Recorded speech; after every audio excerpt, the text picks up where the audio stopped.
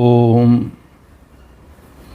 नारायणाय परिपूर्णगुणार्णवाय विश्वोदय स्थितिलयोन्नियतिप्रदाय ज्ञानप्रदाय विबुधासुरसौख्यदुःख सत्कारणाय वितताय नमो नमस्ते। अभ्रमं भंगरहितं अजडं विमलं सदा आनंदतीर्थमतुलं भजे तापत्रयापहम्। भवति यदनुभावादेडमूकोऽपि वाग्मी जडमतिरपि जन्तुर्जायते प्राज्ञमौलिः।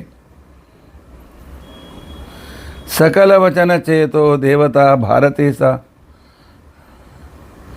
मम वचसि निधत्तां सन्निधिं मानते च।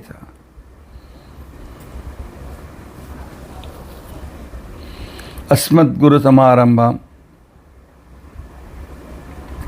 टीकाकृत्पादमध्यगां श्रीमदाचार्यपर्यन्तां वन्दे गुरुपरम्परां। विद्यायां विबुधाचार्यं वेदज्ञानाब्धिचन्दिरं दुर्मतध्वान्तमार्ताण्डं सत्यध्यानमुनिं भजे। 50 वर्षपर्यन्तं सततं रामपूजकः श्री सत्यप्रमोदगुरुराट् भासतां नो हृदम्बरे।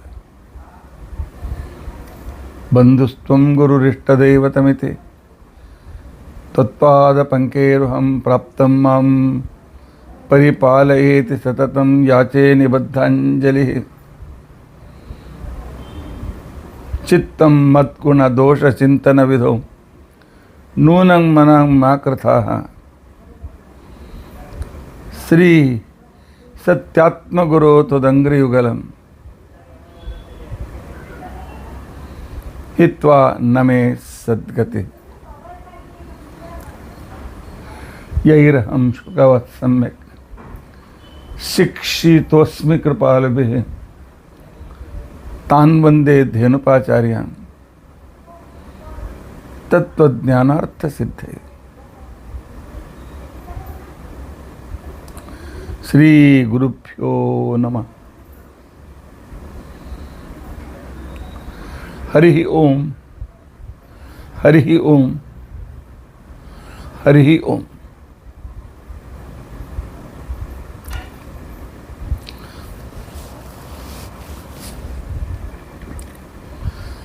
स्वस्तिस्तु। अशेष सन्मंगलानि सन्तो श्लोकैकश्रवणपठनमात्रेण वक्तुश्च श्रोतॄणां निखिलकलिकृतकल्मषापनोदनपुटुतरे धर्माद्यखिलपुरुषार्थसाधने भूते।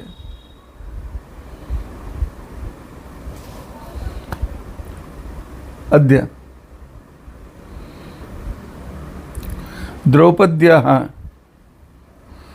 आध्यात्मिक तत्वज्ञान स्वरूप विवरणारंभे सति किंचित पूर्वकथानुवादः।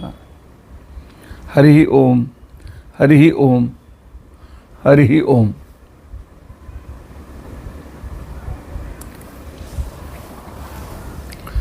हरे राम राम राम हरे हरे। हरे कृष्ण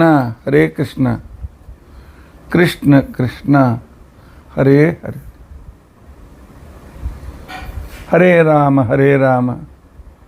राम राम हरे हरे। हरे कृष्ण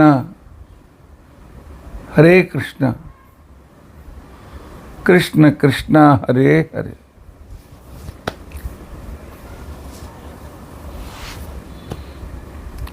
हरे राम राम राम हरे हरे। हरे कृष्ण ಹರೇ ಕೃಷ್ಣ ಕೃಷ್ಣ ಕೃಷ್ಣ ಹರೇ ಹರೇ.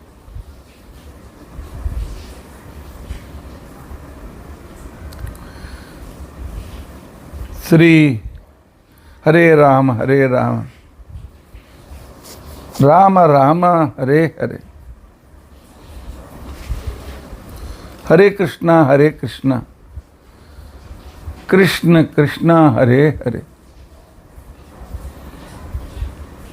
ಶ್ರೀ ಗುರುಭ್ಯೋ ನಮಃ. ಹರಿ ಓಂ ಹರಿ ಓಂ ಹರಿ ಓಂ.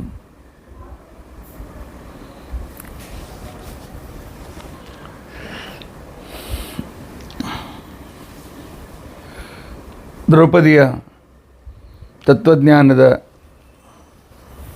ಚಿಂತನೆ ಮಧ್ಯದಲ್ಲಿ 2-3 ದಿವಸ ನಿಂತೋಗಿತ್ತು. ಕಾರಣ ಸತ್ಯಧ್ಯಾನ ತೀರ್ಥರ ಚರಿತ್ರೆ, ಆನಂತರ ಶ್ರೀರಾಮಚಂದ್ರನ ಚರಿತ್ರೆಯ ವೈಭವ,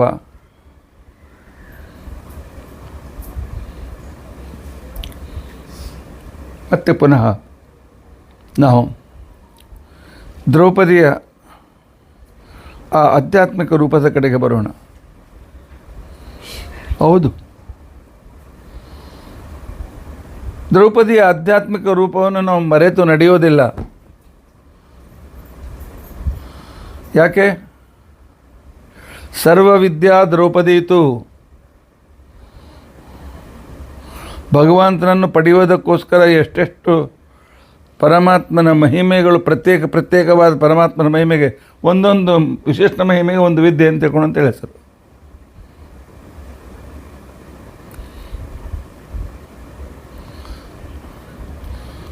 ಅದೆಲ್ಲ ಶಾಸ್ತ್ರಗಳಲ್ಲಿ, ವೇದ, ಬ್ರಹ್ಮಸೂತ್ರ, ಮಹಾಭಾರತ, ಮೂಲ ರಾಮಾಯಣ, ಪಂಚರಾತ್ರಗಳಲ್ಲಿ ಆ ಪರಮಾತ್ಮನ ಮಹಿಮೆಗಳು ಹರಡಿವೆ. ಆ ಮಹಿಮಾದ್ಯೋತಕವಾಗಿ ಇರುವವಳು ದ್ರೌಪದಿ. ಅಷ್ಟು ಭಕ್ತಳಿದ್ದಳು. ನೆನಪಿಟ್ಕೊಳ್ಳಿ, ದ್ರೌಪದಿಯನ್ನು ಸರ್ವವಿದ್ಯಾ ಅಂತ ತಿಳ್ಕೊಂಡಂತೇಳಿ ಆಧ್ಯಾತ್ಮಿಕವಾಗಿ ಶ್ರೀಮದಾಚಾರ್ಯರು ಕರೆಯಬೇಕಾಗಿದ್ದರೆ, ಭಾರತೀ ದೇವಿ ಇಷ್ಟೆಲ್ಲ ಶಾಸ್ತ್ರಗಳಲ್ಲಿರೋ ಮಹಿಮೆಗಳನ್ನು ಚಿಂತನೆ ಮಾಡ್ತಾ ಮಾಡ್ತಾ ಮಾಡ್ತಾ ಅದನ್ನು ಜಗತ್ತಿಗೆ ಕೊಡ್ತಾಯಿದ್ಲು. ದ್ರೌಪದಿಯ ಜಯ ನಮ್ಮ ತತ್ವಜ್ಞಾನದ ಜಯ, ದ್ರೌಪದಿಯ ಸೋಲು ನಮ್ಮ ತತ್ವಜ್ಞಾನದ ಸೋಲು. ದ್ರೌಪದಿ ಎಂದೂ ಸೋಲಲಿಲ್ಲ, ನಮ್ಮ ತತ್ವಜ್ಞಾನ ಎಂದೂ ಸೋಲೋದಿಲ್ಲ,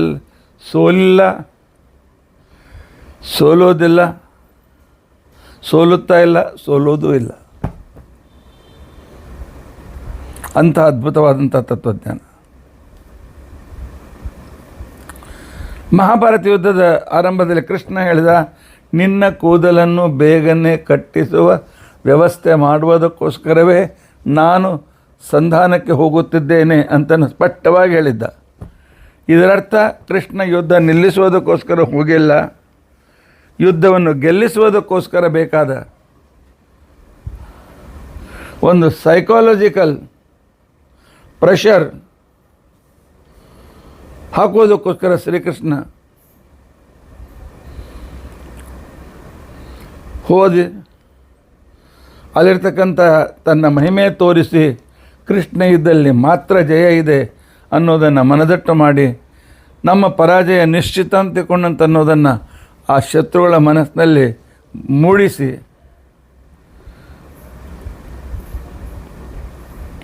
ಸಾತ್ವಿಕರಾಗಿದ್ದರು. ಪ್ರಾರಬ್ಧವಶಾತ್ ದುರ್ಯೋಧನ ಪಕ್ಷದಲ್ಲಿರ್ತಕ್ಕಂಥ ಅವರೆಲ್ಲರಿಗೂ ಪಶ್ಚಾತ್ತಾಪವಾಗುವಂತೆ ಅವರು ಅವಕಾಶ ನೋಡಿಕೊಂಡು ಯುದ್ಧದಲ್ಲಿ ತಮ್ಮ ಪ್ರಾಣ ಬಿಡುವಂತೆ ವ್ಯವಸ್ಥೆಯನ್ನು ಮಾಡಿ ಬಂದವ ಶ್ರೀಕೃಷ್ಣ. ಭಗವಂತನೇ ಅಲ್ವೇ? ಮೇಲಿಂದ ಮೇಲೆ ಭೂಮಿಯಲ್ಲಿ ಅವತಾರ ತೆಗೆದುಕೊಂಡು ಧರ್ಮ ಸಂಸ್ಥಾಪನಾರ್ಥಾಯ ಸಂಭವಾಮಿ ಯುಗೆ ಯುಗೆ ಅಂತ ಹೇಳಿರ್ತಕ್ಕಂಥವನು ಆ ಭಗವಂತ.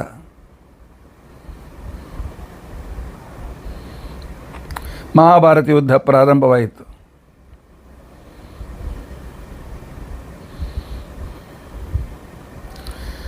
ಅಂದರೆ ದ್ರೌಪದಿಯ ಬಂಧನ ಕಳಚಲು ಪ್ರಾರಂಭವಾಯಿತು. ದ್ರೌಪದಿಯ ಬಂಧನ ಅಜ್ಞಾನ, ವಿಪರೀತ ಜ್ಞಾನ, ನಾಸ್ತಿಕತೆಯ ಉನ್ನಾಹ ವಾದಾಗ ದ್ರೌಪದಿ ವನವಾಸಕ್ಕೆ ಹೋಗಬೇಕಾಗ್ತದೆ. ದುರ್ಯೋಧನ, ದುಶ್ಯಾಸನ, ಕರ್ಣ, ಶಕುನಿಗಳು ಅವರ ಉನ್ನತಿ ದ್ರೌಪದಿಯ ವನವಾಸಕ್ಕೆ ಕಾರಣ. ಆದರೆ ಅವರ ಅವನತಿ ದ್ರೌಪದಿಯ ಪುನಃ ಅಭಿವ್ಯಕ್ತಿಯ ಸಂದರ್ಭದ ಪ್ರಾರಂಭ. ಒಂದೊಂದು ದಿನ ಯುದ್ಧದಲ್ಲಿ ಪಾಂಡವರು ಗಳಿಸುವ ಜಯ ಅದು ಶಾಸ್ತ್ರದ ಜಯವಾಗಿತ್ತು, ಅದು ಮಧ್ವ ಸಿದ್ಧಾಂತದ ಜಯವಾಗಿತ್ತು, ಅದು ತತ್ವಜ್ಞಾನದ ಜಯವಾಗಿತ್ತು. ಯಾಕೆ? ಆ ಯುದ್ಧ ಇದಕ್ಕೋಸ್ಕರವೇ ಹೊರಟಿತ್ತು.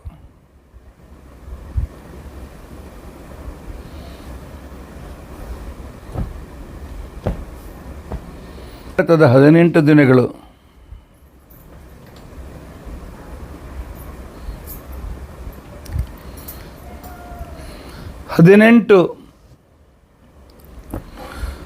ತತ್ವಗ್ರಂಥಗಳ ಮೇಲಿರುವ ಅಪಾರ್ಥವನ್ನು ನಿವಾರಣೆ ಮಾಡಿ ಅವೆಲ್ಲವೂ ಕೂಡ ಹರಿಸರ್ವೋತ್ತಮ ಅಂತಿಕೊಂಡಂತ ಹೇಳೋದಕ್ಕೋಸ್ಕರ ಇವೆ ಅಂತಿಕೊಂಡಂತ ಅನ್ನೋದನ್ನು ಸೂಚಿಸುವುದಕ್ಕೋಸ್ಕರ ಇರುವ ಯುದ್ಧ 18 ದಿನಗಳ ಯುದ್ಧ. ನನ್ನ ವಿಚಾರದ ಪ್ರಕಾರ 4 ವೇದಗಳು, 6 ಷಡಂಗಗಳು,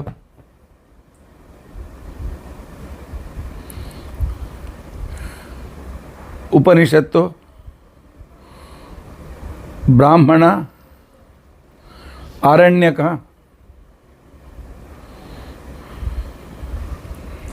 ಆನಂತರ ಬ್ರಹ್ಮಸೂತ್ರ,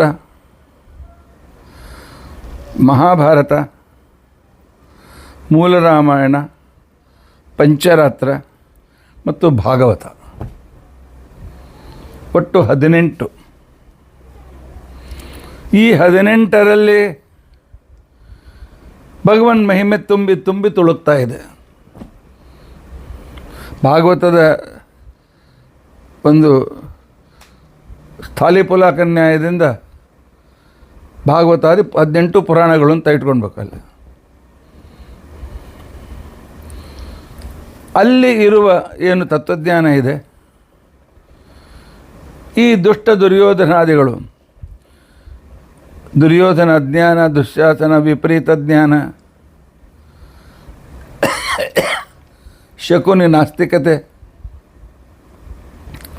ಕರ್ಣ ಆತ್ಮಕೇಂದ್ರಿತ ಸ್ವಭಾವ, ಇವುಗಳು ತಮ್ಮ ವೈಭವವನ್ನು ಮೆರೆಯೋದಕ್ಕೋಸ್ಕರ, ತಮ್ಮ ಅಹಂಕಾರವನ್ನು ಮೆರೆಯೋದಕ್ಕೋಸ್ಕರ ಈ 18 ಶಾಸ್ತ್ರಗಳ ಅಪಾರ್ಥವನ್ನು ಮಾಡಿ ಇದು ಯಾವುದೂ ಪ್ರಮಾಣ ಅಲ್ಲ ಅಂತ ತಿಳ್ಕೊಂಡಂತೇಳಿ ಉಪನಿಷತ್ತನ್ನು ಬಿಟ್ಟು ಉಳಿದ ಎಲ್ಲ ಗ್ರಂಥಗಳು ಅತತ್ವಾವೇದಕಗಳು ಅಂತ ತಿಳ್ಕೊಂಡಂತೇಳಿ ಹೇಳಿದ ವ್ಯಕ್ತಿ ಮಾಯಾವಾದಿಗಳು.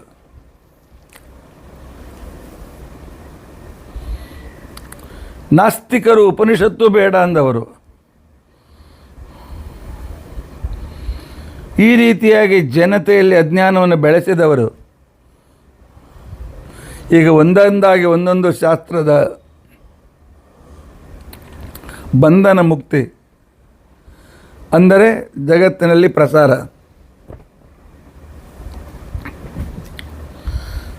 ಇದಕ್ಕೋಸ್ಕರ ಈ ತತ್ವಜ್ಞಾನದ ಹೋರಾಟದಲ್ಲಿ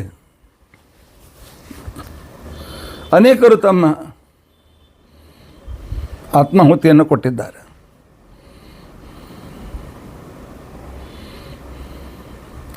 ಒಂದೊಂದು ದಿವಸದ ವಿಜಯ, ಒಂದೊಂದು ಗ್ರಂಥದ ಪ್ರಚಾರ, ಪುನಃ ಪ್ರಚಾರ.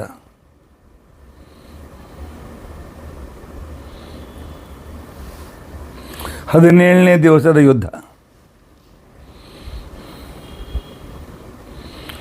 ಒಂದೊಂದು ಸ್ಟೆಪ್ ಆದ ನಂತರ ಇನ್ನೊಂದು ಸಂದರ್ಭದಲ್ಲಿ ನಾನು ಹೇಳ್ತಾ ಹೋಗ್ತೇನೆ.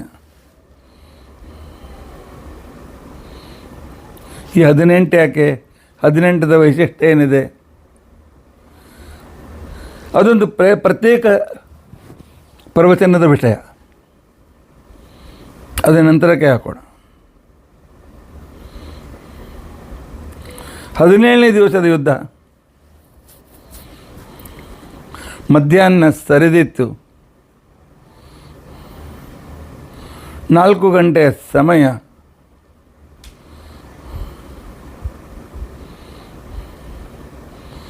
ಆಗ ದ್ರೌಪದಿಗೆ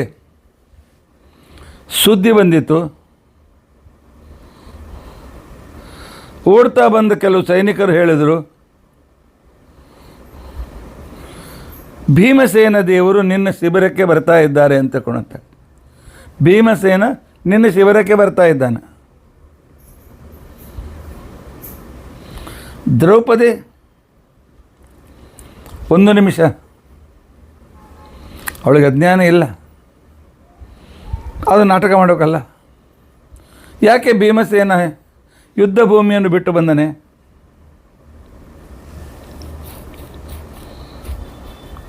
ಯಾವನು ಪ್ರಮುಖ ಪ್ರಮಾಣ ಅಂತ ಅನ್ಸ್ಕೊಂಡಿದ್ದ, ಸ್ವತಃ ಪ್ರಮಾಣ ಅಂತ ಅನ್ಸ್ಕೊಂಡಿದ್ದ, ಬಿಭರ್ತಿ ಮಾಹ ಇತಿ ಭೀಮಃ,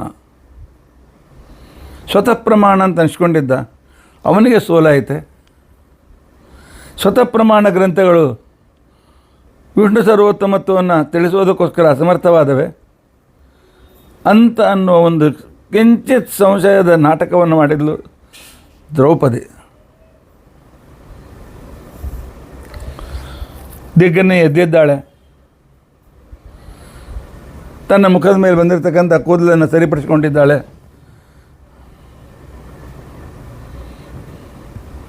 ಶಿಬಿರದ ಹೊರಗೆ ನಿಂತಿದ್ದಾಳೆ. ಭೀಮಸೇನ ಓಡ್ತಾ ಬರ್ತಾ ಇದ್ದಾನೆ. ದೃಶ್ಯ ಕಲ್ಪನೆ ಮಾಡಿಕೊಳ್ಳಿ. ಇವತ್ತಿನ ನನ್ನ ಪ್ರವಚನದ ವಿಷಯದಲ್ಲಿ ಮಹಾಭಾರತದಲ್ಲಿ ಬಂದ ವಿಷಯದ ಜೊತೆಗೆ ಸಂಸ್ಕೃತದ ಭಟ್ಟ ನಾರಾಯಣ ಅಂತೇಳಿ ಅಂತಕ್ಕಂಥ ವ್ಯಕ್ತಿ ರಚಿಸಿದ ಆ ವೇಣಿ ಸಂಹಾರ ನಾಟಕ, ಅಲ್ಲಿ ಅವನು ಮಾಡಿದ ಒಂದು ಕಲ್ಪನೆಯ ಜೋಡು ಕೂಡ ನನ್ನ ವರ್ಣನೆಯಲ್ಲಿ ಇವತ್ತಿದೆ. ಭೀಮಸೇನ ನೋಡಿ ಬರ್ತಾ ಇದ್ದಾನೆ. ಮೈಯೆಲ್ಲ ರಕ್ತ ತುಂಬಿದೆ. ಬಾಯಿಂದ ರಕ್ತ ಕೆಳಗೆ ಇಳಿದ ಲಕ್ಷಣಗಳು. 2 ಕೈ ಮುಚ್ಚಿಕೊಂಡಿವೆ. ಮೈಯೆಲ್ಲ ರಕ್ತ ತುಂಬಿದೆ. ದ್ರೌಪದಿ ಅಂತಾಳೆ, ಏನಾದರೂ ಗಾಯವಾಯಿತೆ? ಇಲ್ಲ, ಓಡ್ತಾ ಬರ್ತಾ ಇದ್ದಾನೆ, ಏನೂ ಆಗಿಲ್ಲ. ಬಂದಿದ್ದಾನೆ, ದ್ರೌಪದಿ ದ್ರೌಪದಿ ದ್ರೌಪದಿ, ಆರ್ಯಪುತ್ರ, ನಾನು ಇಲ್ಲೇ ಇದ್ದೇನೆ. ದ್ರೌಪದಿ, ಬಾ, ಇವತ್ತು ನಿನ್ನ ಕೂದಲುಗಳನ್ನು ನಾನು ಕಟ್ತೇನೆ. ನೀನು ಹೇಳಿದೆಯಲ್ಲ, ಯಾವತ್ತು ದುಶ್ಯಾಸನನನ್ನು ಸಂಹಾರ ಮಾಡಿ ಅವನ ಹೃದಯದ ಗುಂಡಿಗೆಯನ್ನು ಸೀಳಿ ಅಲ್ಲಿಯ ರಕ್ತವನ್ನು ತಂದು ನನ್ನ ಕೂದಲಿಗೆ ನೀನು ಹಚ್ಚಿದಾಗ ನಾನು ಕೂದಲನ್ನು ಕಟ್ಟಿಕೊಳ್ತೇನೆ ಅಂತ ನಿನ್ನ ಪ್ರತಿಜ್ಞೆ ಇತ್ತಲ್ಲ ದ್ರೌಪದಿ, ಇವತ್ತು ಆ ಪ್ರತಿಜ್ಞೆ ಪೂರ್ತಿ ಮಾಡ್ತಾಯಿದ್ದೆ. ಆರ್ಯಪುತ್ರ, ದುಶ್ಯಾಸನ ಸತ್ತನೆ? ಸತ್ತಿಲ್ಲ, ಕೊಂದಿದ್ದೇನೆ. ವಿಪರೀತ ಜ್ಞಾನವನ್ನು ಜಗತ್ತಿನಿಂದ ದೂರೀಕರಿಸಿದ್ದೇನೆ. ಬಾ, ನಿನ್ನ ಕೂದಲನ್ನು ನಾನು ಸರಿಪಡಿಸ್ತೇನೆ.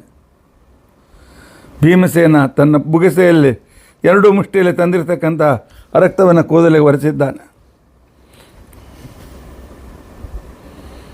ಬೀಭತ್ಸ ಅಂತ ಅನ್ನಿಸ್ಬೋದು ನಿಮಗೆ. ಆದರೆ ದ್ರೌಪದಿ ಪಡೆದ ಆ ಅವಮಾನದ ಅಗ್ನಿ ಪ್ರಜ್ವಲಿತವಾಗಿತ್ತು. ಜಗತ್ತಿನಲ್ಲಿ ಯಾರು ತಮ್ಮ ಅಪಮಾನವನ್ನು ಮರೆಯಬಾರದು. ಯಾವ ಅಪಮಾನ ದುಷ್ಟರು ಮಾಡಿರ್ತಾರೆ ಮರೆತು ಬಿಡೋಣ, ದುಷ್ಟರು ಮಾಡಿರ್ತಾರೆ ನೆನಪಿನಲ್ಲಿಟ್ಟುಕೊಳ್ಳೋಣ.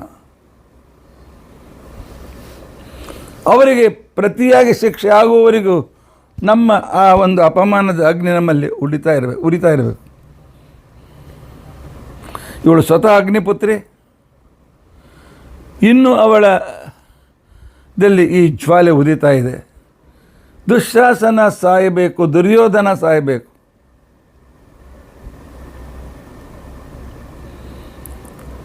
ದ್ರೌಪದಿಯ ಕೂದಲಿಗೆ ಹಚ್ಚಿದ್ದಾನೆ. ದ್ರೌಪದಿ ಆತ್ಮಾನಂದ ಅನುಭವಿಸ್ತಾ ಇದ್ದಾಳೆ. ಕಣ್ಣಿನಲ್ಲಿ ಒಂದೇ ಸವನೆ ಆನಂದಾಶ್ರುಗಳು ಸುರಿತಾ ಇವೆ. ಕೂದಲು ಕೊಟ್ಟುವಾಗ ದ್ರೌಪದಿ ಆತ್ಮಾನಂದವನ್ನು ಅನುಭವಿಸುತ್ತಿದ್ದಾಳೆ. ಬಾಯಿಂದ ಶಬ್ದ ಹೊರಡ್ತಾ ಇಲ್ಲ. ಅದ್ಭುತವಾಗಿರ್ತಕ್ಕಂಥ ಒಂದು ಆನಂದ. ಮುಖ ಅರಳಿದೆ. ಸಂತೋಷದ ಆ ಕಣ್ಣೀರುಗಳು ಸುರಿತಾ ಇವೆ. ಮೈ ರೋಮಾಂಚಿತವಾಗಿದೆ. ಭೀಮಸೇನ ಒಂದೊಂದಾಗಿ ಕೂದಲನ್ನು ಗುಂಪು ಮಾಡಿ, ಏಕೆ ಅವಳು ನೀಲ ಕುಂತಾಳೆ. ದ್ರೌಪದಿಯು ಅವಳ ಕೂದಲು ಎಷ್ಟು ಉದ್ದು ಇದ್ದು ಅಂತ ತಿಳ್ಕೊಂಡಂತಂದರೆ ತಲೆಯಿಂದ ಇಳಿದ ಕೂದಲು ಅವಳ ಮೊಳಕಾಲಿನವರೆಗೂ ಬರ್ತಿತ್ತಂತೆ. ಅವಳ ಬೆನ್ನನ್ನು ದಾಟಿ, ಸೊಂಟವನ್ನು ದಾಟಿ ಮೊಳಕಾಲಿನವರೆಗೂ ಉದ್ದಾಗಿರತಕ್ಕಂಥ ಕೂದಲುಗಳು. ಹೌದು, ಶಾಸ್ತ್ರದ ಕೂದಲುಗಳು ಅಂತ ತಿಳ್ಕೊಂಡಂತಂದರೆ ಶಾಸ್ತ್ರದ ವಿಸ್ತಾರ. ಸರ್ವವಿದ್ಯೆಯ ಕೂದಲು ಅಂತಂದರೆ ಆ ವಿದ್ಯೆಯಲ್ಲಿರ್ತಕ್ಕಂಥ ಆ ವಿಸ್ತೃತವಾಗಿರ್ತಕ್ಕಂಥ ಭಗವಂತನ ಮಹಿಮೆ. ವಿಪರೀತ ಜ್ಞಾನವನ್ನು ಸಂಪೂರ್ಣ ನಾಶಪಡಿಸಿ ಆ ಎಲ್ಲ ಮಹಿಮೆಗಳನ್ನು ಒಂದುಗೂಡಿಸಿ ಭಕ್ತರ ಎದುರಿಗೆ ಇಡ್ತಕ್ಕಂಥ ಒಂದು ಸನ್ನಾಹ. ದ್ರೌಪದಿ ಕೇಳ್ತಾಳೆ, ಆರ್ಯಪುತ್ರ, ಹಿಂದಿನ ಕಾಲದಲ್ಲಿ ಗಂಡನ ಹೆಸರು ಕಟ್ಕೊಂಡು ಕರೀತಿದ್ದಿಲ್ಲ. ಈಗೂ ಎಷ್ಟೋ ಸಂಸ್ಕೃತ ವಾತಾವರಣದಲ್ಲಿರ್ತಕ್ಕಂಥದ್ದು ಗಂಡನನ್ನು ಕರೆಯೋದಿಲ್ಲ ಹೆಸರಿನಿಂದ. ಫ್ಯಾಷನ್ನಲ್ಲಿ ಕರೆದು ಅಪಮಾನ ಮಾಡ್ತಾರೆ, ಆ ಮಾತು ಬೇರೆ. ಗುರುಗಳ ಹೆಸರನ್ನು, ಗಂಡನ ಹೆಸರನ್ನು ಅತ್ಯಂತ ಆಧಾರದಿಂದ ಸಂದರ್ಭ ಬಂದಾಗ ಮಾತ್ರ ತೆಗೆದುಕೊಳ್ಬೇಕೆ ಹೊರತು ವ್ಯವಹಾರದಲ್ಲಿ ಆ ರೀತಿಯಾಗಿರ್ತಕ್ಕಂಥ ಗುರುಗಳೇ ಅಂತನ್ಬೇಕೆ ಹೊರತು ಶ್ರೀನಿವಾಸಾಚಾರ್ಯ ಬರ್ರಿ, ಪಾಠಕ್ಕೆ ಬರ್ರಿ ಅಂತಿಕೊಂಡಂತೇಳಿ ವಿದ್ಯಾರ್ಥಿಗಳಂದರೆ ಅವರು ವಿದ್ಯಾರ್ಥಿಗಳಲ್ಲ.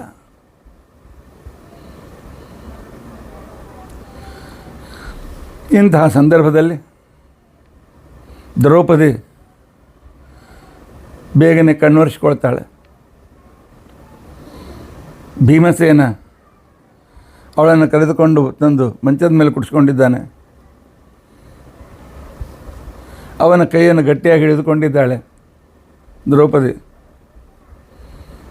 ಪತಿದೇವ ದುಶ್ಯಾಸನನನ್ನು ಕೊಂದಿರ್ತಕ್ಕಂಥ ಸಂದರ್ಭ ನನಗೆ ಹೇಳ್ತೀರಾ? ಭೀಮಸೇನ, ಹೇಳೋದಕ್ಕೋಸ್ಕರ ಬಂದಿದ್ದೀನಿ ದ್ರೌಪದಿ, ಅದಕ್ಕೋಸ್ಕರ ಬಂದಿದ್ದೆ ನಾನು. ಸಾಧಾರಣ ಮಧ್ಯಾಹ್ನ 3:30 ಆಗಿತ್ತು, 3:30, 4 ಆಗಿತ್ತು. ಸೂರ್ಯ ಮಧ್ಯಭಾಗದಿಂದ ಕೆಳಗೆ ಇಳಿತಾ ಇದ್ದ. ಆಗ ದುಶ್ಯಾಸನ ನನ್ನ ಕಡೆಗೆ ಬಂದ.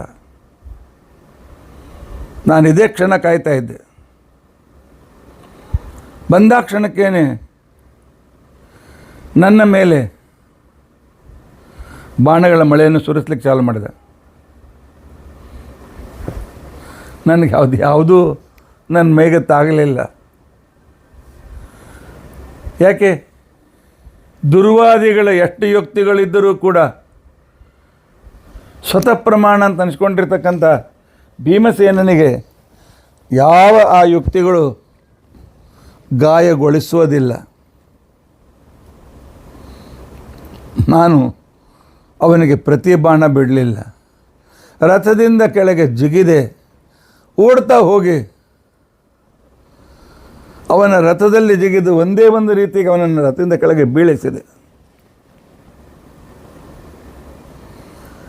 ಕೆಳಗೆ ಬೀಳಿಸಿದೆ. ನನ್ನ ರೋಷ ನೋಡಿ ರಥ ಅಲ್ಲಿಯೇ ಬಿಟ್ಟು ಸಾರಥಿ ಓಡಿ ಹೋಗ್ಬಿಟ್ಟ. ದುಶ್ಯಾಸನನ್ನು ಬೀಳಿಸಿ ನಾನು ಯಾವಾಗ ಸಿಂಹನಾದ ಮಾಡಿದೆ, ಸಂಪೂರ್ಣ ಯುದ್ಧ ಭೂಮಿ ಖಾಲಿ ಆಯಿತು.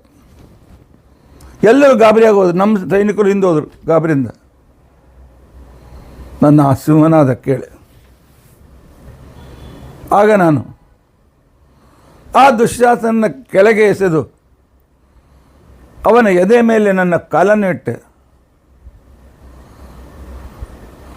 ನನ್ನ ಆ ಭಾರಕ್ಕೆ ವಿಲಿ ವಿಲಿ ಒದ್ದಾಡ್ತಾ ಇದ್ದ ದುಶ್ಯಾಸನ. ಎಲ್ಲ ಸೈನಿಕರು ದೂರ. ಸೇನಾಪತಿ ಕರ್ಣ ದೂರದಲ್ಲಿ ನಿಂತ್ಕೊಂಡಿದ್ದ. ದುರ್ಯೋಧನ ಮುಂದೆ ಬರಲಿಕ್ಕೆ ಧೈರ್ಯವಾಗ್ತಾ ಇರಲಿಲ್ಲ. ಅದೇ ಅಶ್ವತ್ಥಾಮಾಚಾರ್ಯರು, ಅದೇ ಕರ್ಣ, ಅದೇ ದುರ್ಯೋಧನ, ಶಲ್ಯ ನೋಡ್ತಾ ಇದ್ದಾರೆ. ಮುಂದುವರೆದರೆ ಯಾರಿಗೂ ಆಗಲಿಲ್ಲ. ಯಾಕೆ ನನ್ನ ಸಿಂಹನಾದ ಆಗಿತ್ತು. ಅವರ ಎದೆಯನ್ನು ಸೀಳುವಂತೆ ಇತ್ತು. ನಾನು ಇನ್ನೂ ಜೋರಾಗಿ ಅವನ ಕಾಲನ್ನು ಒತ್ತಿದಾಗ ಅವನು ಅಯ್ಯೋ ಅಯ್ಯೋ ಅಯ್ಯೋ ಅಂತೇಳಿ ಚೀರ್ಲಿಕ್ಕೆ ಚಾಲು ಮಾಡಿರ್ತಕ್ಕಂಥ ಸಂದರ್ಭದಲ್ಲಿ ಆಗ ನಾನು ಚಾಲೆಂಜ್ ಕೊಟ್ಟೆ. ಯಾರಿಗಾದರೂ ಗಂಡಸಿದ್ರೆ ಬನ್ನಿ, ಗಂಡ ಹೃದಯ ಇದ್ದರೆ, ಗಂಡದೇ ಇದ್ದರೆ ಬನ್ನಿ, ಬಿಡಿಸ್ಕೊಳ್ಳಿದ್ದು ದುಶ್ಯಾಸನನ್ನು. 10 ಫೂಟಲ್ಲ, 50 ಫೂಟಲ್ಲ. ಕರ್ಣ, ದುರ್ಯೋಧನ ಇವರೆಲ್ಲ ಯಾರ್ಯಾರು ದೊಡ್ಡಸ್ತನ ಹೇಳ್ಕೊಳ್ತಾ ಇದ್ರಲ್ಲ, ಅವರೆಲ್ಲ 2 ಫರ್ಲಾಂಗ್ ದೂರದಲ್ಲಿ ನಿಂತ್ಕೊಂಡಿದ್ದರು. ದೂರದಲ್ಲಿ ನಿಂತ್ಕೊಂಡಿರ್ತಕ್ಕಂಥ ಸಂದರ್ಭದಲ್ಲಿ ಇಲ್ಲಿ ಬಿಲಿಬಿಲಿ ಒದ್ದಾಡ್ತಾ ಇದ್ದ. ಬಿಡು ಬಿಡು ಬಿಡು ಅಂತ ಹೇಳಿ, ದುಶ್ಯಾಸನ, ಇವತ್ತು ನೀನು ಸ್ವತಃ ಪ್ರಮಾಣದ ಕೈಯಲ್ಲಿ ಸಿಕ್ಕಿರ್ತಕ್ಕಂಥ ವಿಪರೀತ ಜ್ಞಾನನೋ ನೀನು. ನಿನ್ನ ವಿಪರೀತ ಜ್ಞಾನಕ್ಕೆ ಈ ಸ್ವತಃ ಪ್ರಮಾಣ ಕ್ಷಮೆ ಮಾಡ್ತದೆ? ಮಾಡೋದಿಲ್ಲ, ಶಕ್ಯವಿಲ್ಲ. ಆ ಕಾಲದಲ್ಲಿ ನಾನು ಬಗ್ಗಿ ಅವನ ಬಲಗೈಯನ್ನು ಎತ್ತಿದೆ. ಕೇಳಿದೆ, ಇದೇ ಕೈಯಲ್ಲೇನು ದ್ರೌಪದಿಯ ಕೂದಲಿಗೆ ಕೈ ಹಾಕಿದ್ದು?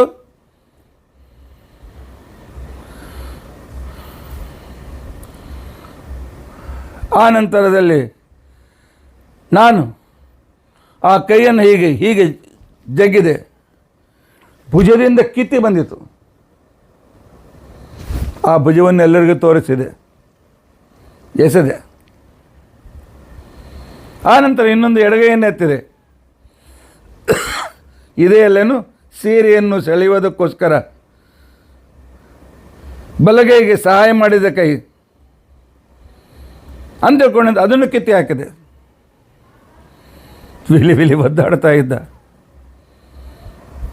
ನನ್ನ ಖಡ್ಗದಿಂದ ನನ್ನ ಹೊರೆಯಿಂದ ಖಡ್ಗವನ್ನು ತೆಗೆದುಕೊಂಡು ಅವನ ಎದೆಯ ಗುಂಡಿಗೆಗೆ ಚುಚ್ಚಿದೆ. ರಕ್ತ ಚಿಮ್ಮಿತು. ರಕ್ತ ಬೊಗಸೆಯಲ್ಲಿ ಹಿಡಿದು ಆ ಕಾಲದಲ್ಲಿ ಹೀಗೆ ತೆಗೆದುಕೊಂಡು ಕುಡಿಯುವ ನಾಟಕ ಮಾಡಿದೆ. ದ್ರೌಪದಿ ಕೇಳ್ತಾಳೆ, ಆರ್ಯಪುತ್ರ, ದುಶ್ಯಾಸನ ರಕ್ತ ಕುಡಿದ್ರೆ ನೀವು ಛೇ ದ್ರೌಪದಿ, ವಿಪರೀತ ಜ್ಞಾನವನ್ನು ನಾನು ನನ್ನಲ್ಲಿ ಇಟ್ಕೊಳ್ತೇನೆ. ನಾನು ಆಕರ್ಣಾಶ್ಮ ಸಮ, ಸರ್ವಜ್ಞ, ಭಗವಂತನ ಅನುಗ್ರಹದಿಂದ ಅಜ್ಞಾನ ವಿಪರೀತ ಜ್ಞಾನ ನನ್ನ ಹತ್ತಿರ ಸುಳಿಯೋದಿಲ್ಲ. ಅದನ್ನು ನಾನು ಹೊಟ್ಟೆಯಲ್ಲಿ ಹಾಕೊಳ್ಳ. ಆದರೆ ಅವರನ್ನು ನಂಜಿಸಬೇಕಾಗಿತ್ತು.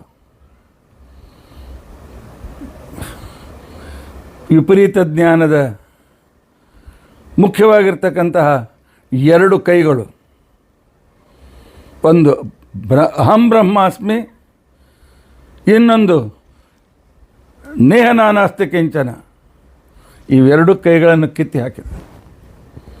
ಯಾಕೆಂದರೆ ಈ ಅಹಂ ಬ್ರಹ್ಮಾಸ್ಮಿ ನೇಹ ನಾನಾಸ್ತಿ ಕಿಂಚನವನ್ನೇ ಮುಂದಾಗಿಟ್ಟುಕೊಂಡು ತತ್ವಜ್ಞಾನವನ್ನು ಅಲ್ಲಗಳೆಯುವುದಕ್ಕೋಸ್ಕರ ಹೊರಟಿರ್ತಕ್ಕಂಥ ಯಾರ್ಯಾರು ಮಾಯಾವಾದಿಗಳು, ಇನ್ನು ಉಳಿದ ಯಾವುದು ವಾದಿಗಳಿದ್ದರು, ಎಲ್ಲರಿಗೂ ಹೇಳಿದೆ, ಎರಡೂ ರೀತಿಯಾಗಿರ್ತಕ್ಕಂಥ ನಿಮ್ಮ ಪ್ರಮಾಣಗಳು ನಮ್ಮ ಭಗವಂತನ ಶ್ರೇಷ್ಠತೆಯನ್ನು ಹೇಳೋದಕ್ಕೋಸ್ಕರ ಹೇಳಿವೆ. ಪರಮಾತ್ಮ ನಿನ್ನನ್ನು ಬಿಟ್ಟು ಬೇರೆ ಪ್ರಿಯವಾದ ವಸ್ತು ಬೇರೆ ಏನೂ ಇಲ್ಲ.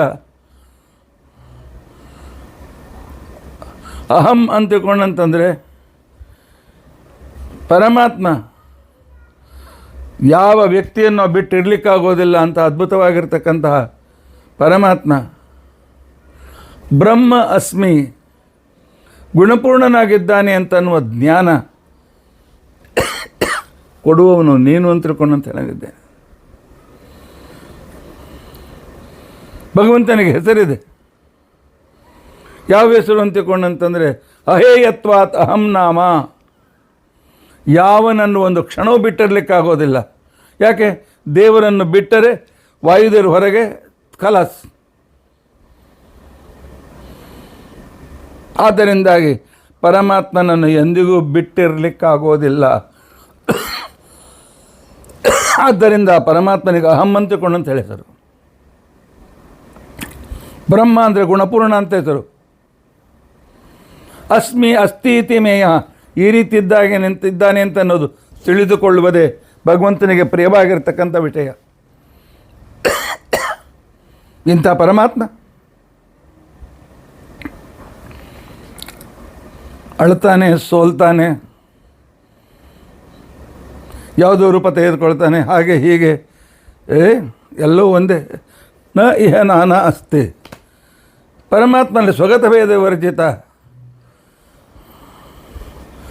ಅಂತನ್ನುವ ತತ್ವಜ್ಞಾನ, ಪರಮಾತ್ಮನ ಚರಿತ್ರೆಯ ಮೇಲೆ ಏನೇನು ಯಾವ್ಯಾವ ರೀತಿಯಾಗಿರ್ತಕ್ಕಂಥ ಆಘಾತ ಮಾಡ್ತಕ್ಕಂಥ ಸಂದರ್ಭಗಳಿದೆ, ಆ ಎಲ್ಲ ಸಂದರ್ಭಗಳನ್ನು ಕತ್ತರಿಸಿ ಹಾಕುವ ಪ್ರಮಾಣ ಇಹ ನಾನಾ ನಾಸ್ತಿ. ಪರಮಾತ್ಮನಲ್ಲಿ ಸ್ವಗತ ಭೇದ ಇಲ್ಲ. ಪರಮಾತ್ಮನು ಒಂದೇ, ಪರಮಾತ್ಮನ ಕಣ್ಣು ಒಂದೇ, ಕೈಯು ಒಂದೇ, ಕಾಲು ಒಂದೇ, ಅವನ ಎಲ್ಲ ಅವಯವಗಳಿಂದ ಎಲ್ಲ ಕಾರ್ಯಗಳನ್ನು ಮಾಡಲಿಕ್ಕೆ ಸಮರ್ಥ. ಅವನ ಎಲ್ಲ ರೂಪಗಳು ಒಂದೇ. ಎಂಥ ಅದ್ಭುತ ಪ್ರಮಾಣ ಇದು!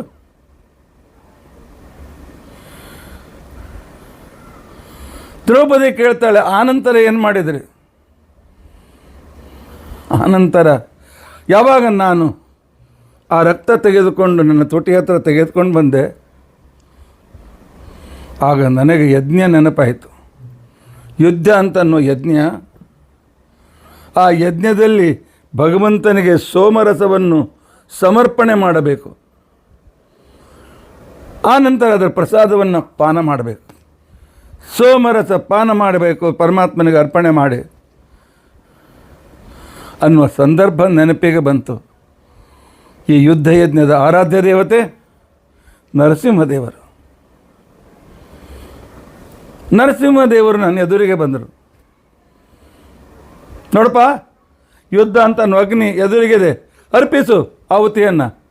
ಈ ವಿಪರೀತ ಜ್ಞಾನ ಅಂತನ್ನುವ ದುಶ್ಯಾಸನ ಅಂತನ್ನುವ ಈ ಆಹುತಿಯನ್ನು ಅರ್ಪಿಸಿಬಿಡು, ಸುಟ್ಟಾಕ್ಬಿಡ್ತಾನೆ ಅಂತ ನರಸಿಂಹದೇವರು ಹೇಳದಂತೆ ಭಾಸವಾಯಿತು. ದ್ರೌಪದಿ, ಆಗ ನನಗೆ ಭಾಸವಾಗಿರ್ತಕ್ಕಂಥದ್ದು ಕೇವಲ ಭಾಸ ಅಲ್ಲ, ಅದು ನನಗೆ ಪ್ರತ್ಯಕ್ಷವಾಗಿ ಕಂಡದ್ದು, ಅನುಭವಿಸಿರತಕ್ಕಂಥ ಆ ಶಬ್ದಾವಳಿ, ಮನ್ಯು ಸೂಕ್ತದ ಆ ಶಬ್ದಾವಳಿಗಳು. ಮನ್ಯು ಸೂಕ್ತ ನನಗೆ ಪ್ರತ್ಯಕ್ಷವಾಯಿತು. ದ್ರೌಪದಿ ಹೇಳ್ತಾಳೆ, ಸ್ವಾಮಿ ಆ ಮನ್ಯು ಸೂಕ್ತವನ್ನು ಸ್ವಲ್ಪ ವಿವರಿಸಿ ನನಗೆ. ಆಗ ಭೀಮಸೇನ ವಿವರಿಸಲಿಕ್ಕೆ ಪ್ರಾರಂಭ ಮಾಡ್ತಾನೆ. ದ್ರೌಪದಿ ಕೇಳು, ಮನ್ಯು ಸೂಕ್ತದಲ್ಲಿನ ಪರಮಾತ್ಮನ ಮಹಿಮೆ ಏನನ್ನು ಕಂಡೆ ಅಂತ ಅನ್ನೋದನ್ನು ನಿನ್ನ ಎದುರು ಹೇಳ್ತೇನೆ ಕೇಳು. ಯಸ್ತೆ ಮನ್ಯೋ ವೀಧದ್ವಜ್ರಸಾಯಕ ಸಹ ಓಜ ಪುಷ್ಯತೆ ವಿಶ್ವಮಾನುಷಕ ಸಾಹ್ಯಾಮದಾ ಸಮಾರ್ಯಂತ್ವಯ ಯುಜ ಸಹಸ್ಕೃತೇನ ಸಹಸಾ ಸಹಸ್ವತ ಸಹಸ್ಕೃತೇನ ಸಹಸಾ ಸಹಸ್ವ.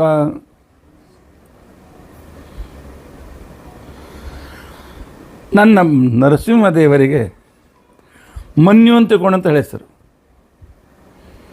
ಮನ್ಯುವಂತಿಕೊಂಡ ಅಂತಂದರೆ ಸಿಟ್ಟು ಅಂತ ಹೆಸರು.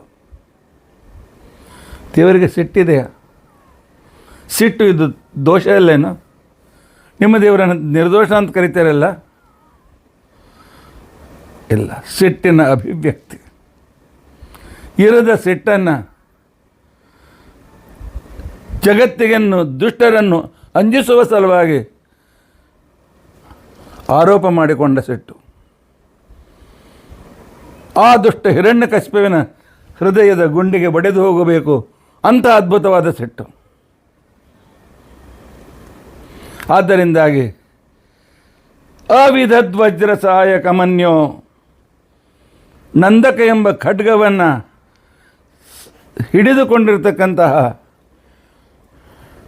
ಕ್ರೋಧಕ್ಕೆ ಅಭಿಮಾನಿ ದೇವತೆ ರುದ್ರದೇವರು, ಆ ರುದ್ರದೇವರ ಅಂತರ್ಗತನಾಗಿರ್ತಕ್ಕಂತಹ, ಆ ನಂತರ ಯೋಗಕ್ಕೆ ಅಭಿಮಾನಿಯಾದ ಯಂತ್ರಾಂತರ್ಗತನಾಗಿರ್ತಕ್ಕಂತಹ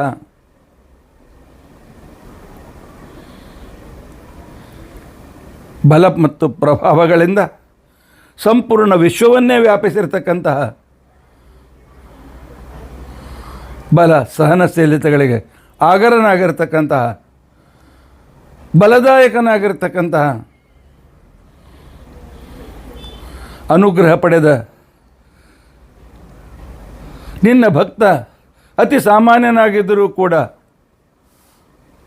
ಎಂಥ ಬಲಿಷ್ಠನನ್ನು ಕೂಡ ತಿರಸ್ಕರಿಸುವಂತೆ, ಸಾಮಾನ್ಯ ಬಾಲಕ ಪ್ರಹ್ಲಾದ ತಿರಸ್ಕರಿಸುವಂತೆ ಯೋಗ್ಯತೆಯನ್ನು ಪಡೆಯುವ ಅನುಗ್ರಹದಾಯಕ ಎಲೆ ನರಸಿಂಹನೇ, ನಿನಗೆ ನಮಸ್ಕಾರ. ಹೇ ಅವಿಧದ್ವಜ್ರ ಸಹಾಯಕ ಮನ್ಯು, ನಂದಕ ಅಂತಕೊಂಡಿರ್ತಕ್ಕಂಥ ಖಡ್ಗವನ್ನು ಹಿಡಿದುಕೊಂಡಿರ್ತಕ್ಕಂಥ ಕ್ರೋಧಾಭಿಮಾನಿನಿಯಾದ ರುದ್ರಾಂತರ್ಗತನಾಗಿರ್ತಕ್ಕಂಥ ನರಸಿಂಹದೇವರೇ, ತವ ಯಹ ಸಹ ಓಜಃ, ನಿನ್ನ ಆ ಪರಾಕ್ರಮ, ನಿನ್ನ ಆ ಮಹಿಮೆ ವಿಶ್ವಂ ಆನುಷಕ್ ಪುಷ್ಯತಿ, ಜಗತ್ತಿನ ಪೋಷಕವಾಗಿದೆ ಪರಮಾತ್ಮ. ನಿನ್ನ ಸಾಮರ್ಥ್ಯ ದುಷ್ಟರ ವಿನಾಶದ ಜೊತೆಯಲ್ಲಿ ಭೂಮಿ ಭಾರವನ್ನು ದೋಷ ಮಾಡೋದಕ್ಕೋಸ್ಕರ, ಜೊತೆಯಲ್ಲಿ ಪರಿತ್ರಾಣಾಯ ಸಾಧೂನಾಂ ಅಂತನ್ನುವ ಆ ನಿಯಮವನ್ನು ಪರಿಪಾಲಿಸುತ್ತಾ ನಿನ್ನ ಆ ನಿಶ್ಚಯವನ್ನು ಪರಿಪಾಲಿಸುವಂತಹದ್ದಾಗಿದೆ.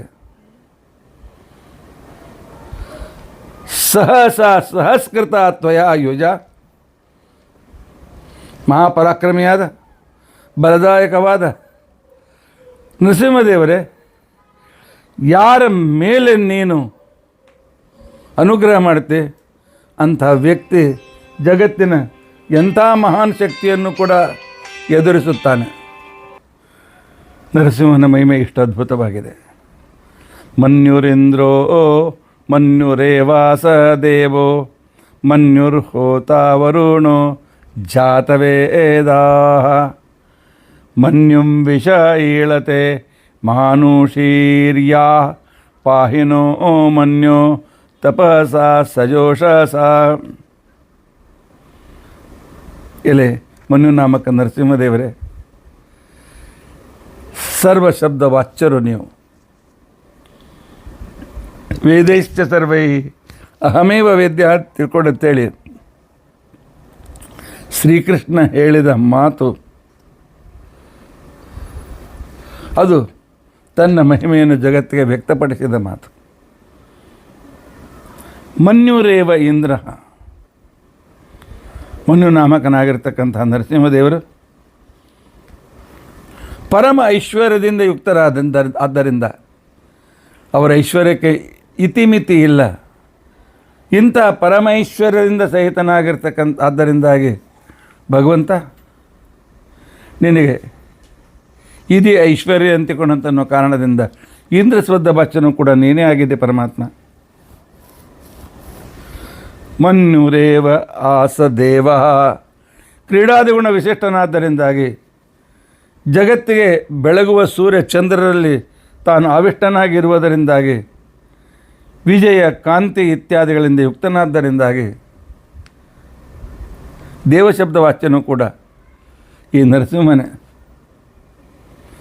ಮನ್ಯುರೇವ ಹೋತ ವರುಣ, ಸಂಪೂರ್ಣವಾಗಿರ್ತಕ್ಕಂತಹ ದಶೇಂದ್ರಿಯ ಯೋಗ್ಯವಾದ ವಿಷಯ ಸುಖಗಳನ್ನು ನಮಗೆ ಆಹುತಿಪೂರ್ವಕವಾಗಿ ಕೊಡ್ತಕ್ಕಂಥ ನರಸಿಂಹದೇವರು, ನಮ್ಮಲ್ಲಿ ಅದನ್ನು ಸುರಿತಕ್ಕಂಥ ನರಸಿಂಹದೇವರು ಹೋತ ಅಂತ ಹೇಳ್ಕೊಂಡು ನಡ್ಸ್ಕೊಳ್ತಾರೆ. ಹೋತ ಅಂದರೆ ಅಗ್ನಿಯಲ್ಲಿ ತುಪ್ಪ ಹಾಕುವವನು, ಆಹುತಿ ಹಾಕ್ತಕ್ಕಂಥವನು. ಪರಮಾತ್ಮ ನಮ್ಮ ಯೋಗ್ಯತಾನುಸಾರ, ಕರ್ಮಾನುಸಾರ, ಪ್ರಯತ್ನಾನುಸಾರ ಸುಖ ಸಮೃದ್ಧಿಗಳನ್ನು ನಮ್ಮಲ್ಲಿ ಸುರಿತಾನೆ, ಅಗ್ನಿಯಲ್ಲಿ ತುಪ್ಪ ಸುರಿದಂತೆ. ಆದ್ದರಿಂದಾಗಿ ಪರಮಾತ್ಮನಿಗೆ ಹೋತ ಅಂತ ತಿಳ್ಕೊಂಡಂತೇಳಿ ಹೆಸರು. ವರುಣ, ಪರಮಾತ್ಮನೇ ವರುಣ ಶಬ್ದ ವಾಚನಾಗಿದ್ದಾನೆ. ಯಾಕೆ ಅಂತಿಕೊಂಡಂತಂದರೆ ನಮ್ಮ ಬೇಕಾಗಿರ್ತಕ್ಕಂಥ ಮುಕ್ತಿದಾಯಕನಾಗಿದ್ದರಿಂದಾಗಿ ಅವನು ವರುಣ ಅಂತ ತಿಳ್ಕೊಂಡಂತ ಅನಿಸ್ಕೊಳ್ತಾನೆ. ಶ್ರೇಷ್ಠವಾಗಿರ್ತಕ್ಕಂತಹ ಉತ್ತಮವಾಗಿರ್ತಕ್ಕಂಥ ಮುಕ್ತಿಯನ್ನು ನಮಗೆ ತಂದು ಕೊಡ್ತಾನೆ.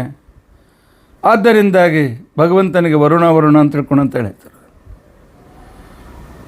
ಇಂಥ ಪರಮಾತ್ಮನಿಗೇನೆ ಜಾತವೇದ ಅಂತ ತಿಳ್ಕೊಂಡಂತ ಹೆಸರು. ಯಾಕೆ? ಸರ್ವಜ್ಞ ಪರಮಾತ್ಮ, ಜಾತಂ ಸರ್ವಂ ವೇತ್ತಿ ಇತಿ ಜಾತವೇದ. ಆದ್ದರಿಂದಾಗಿ ಅವನು ಜಾತವೇದ ಅಂತ ಕೂಡ ಅನಿಸ್ಕೊಳ್ತಾನೆ. ಇಂತಹ ಮನ್ಯುಂ ವಿಷಯೀಳತೆ ಮಾನುಷೀರ್ಯಾ,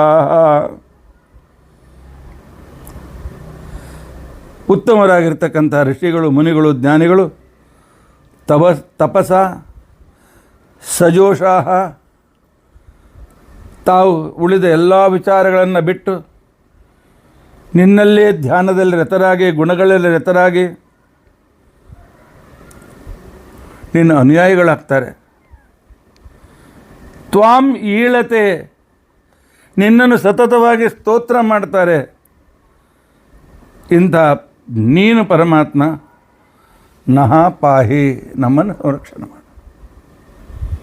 ಸರ್ವಶಬ್ದ ವಾಚ್ಯನಾಗಿ, ಜ್ಞಾನಿಗಳಿಂದ ಸ್ತುತ್ಯನಾಗಿ ಇರುವ ಭಗವಂತ ನಮ್ಮನ್ನು ಸಂರಕ್ಷಣೆ ಮಾಡು, ನಿನ್ನ ಭಕ್ತರನ್ನು ಸಂರಕ್ಷಣೆ ಮಾಡಿದಂತೆ ಅಂತ ತಿಳ್ಕೊಂಡಂತ ಅನ್ನೋ ಪ್ರಾರ್ಥನೆ ನನಗಾಗ ಆ ಪರಮಾತ್ಮನಲ್ಲಿ ಈ ರೀತಿಯಾಗಿ ಸ್ತೋತ್ರ ನನ್ನ ಮನಸ್ಸಿನಲ್ಲಿ ಹೊಳೆಯಿತು, ಅಭಿವ್ಯಕ್ತವಾಯಿತು. ಅಭೀಮನ್ಯು ತವ ಸತ್ತವೀಯಾನ್ ತಪಸಾ ಯುಜಾ ವಿಜಹಿ ಶತ್ರೂನ್ ಅಮಿತ್ರ ವೃತ್ರ ದಶ್ವಾ ಚ ವಿಶ್ವಾವಸೂನ್ಯಾಭ ರಾತ್ವಂ ನಾಹ. ದ್ರೌಪದಿ, ನೀನು ಸರ್ವವಿದ್ಯೆ. ನಾನು ಸಂಕ್ಷಿಪ್ತವಾಗಿ ಅರ್ಥವನ್ನು ಹೇಳಿದರೂ ತಿಳಿದುಕೊಳ್ತೀಯ ನೀನು. ವಿಸ್ತಾರವಾಗಿ ಅರ್ಥ ಹೇಳಲಿಕ್ಕೆ ಸಮಯ ಇಲ್ಲ. ಹೇಗೆ ಮತ್ತೆ ತಿರುಗಿ ನಾನು ಯುದ್ಧ ಭೂಮಿಗೆ ಹೋಗಬೇಕಾಗಿದೆ, ಇನ್ನೊಂದು ದೊಡ್ಡ ಆಹುತಿಯನ್ನು ಕೊಡಬೇಕಾಗಿದೆ ಪರಮಾತ್ಮನಿಗೆ. ಆದರೂ ಕೂಡ ಸಂಕ್ಷಿಪ್ತವಾಗಿ ಹೇಳ್ತಾನೆ. ಹೇ ಮನ್ಯು, ತ್ವಂ ತವಸಃ ತವೀಯಾನ್, ಮನ್ಯುನಾಮಕನಾಗಿರ್ತಕ್ಕಂಥ ನರಸಿಂಹದೇವರೇ, ಸಕಲ ಐಶ್ವರ್ಯವಂತರಿಗಿಂತಲೂ ಬಲವಂತರಿಗಿಂತಲೂ ಶ್ರೇಷ್ಠ ಐಶ್ವರ್ಯ ಬಲಗಳಿಂದ ಯುಕ್ತರಾಗಿದ್ದೀರಿ. ತಮ್ ಅಭೀಹಿ, ಎತ್ತಹರು ಕಡೆಯಲ್ಲಿ ವ್ಯಾಪ್ತನಾಗಿ ಅನುಗ್ರಹೋನ್ಮುಖರಾಗಿದ್ದೀರಿ. ನೀವು ಭಕ್ತರ ಮೇಲೆ ಅನುಗ್ರಹವನ್ನು ಮಾಡ್ತಾ ಇದ್ದೀರಿ. ಇಂಥ ನೀವು ಶತ್ರುನ್ ವಿಜಾಹಿ, ನಮ್ಮ ಶತ್ರುಗಳನ್ನು ನಾಶಪಡಿಸ್ರಿ. ಏಕೆಂದರೆ ಶತ್ರುಗಳನ್ನು ನಾಶಪಡಿಸುವುದು ನಿಮಗೆ ಅತಿ ಸುಲಭವಾದ ಕೆಲಸ.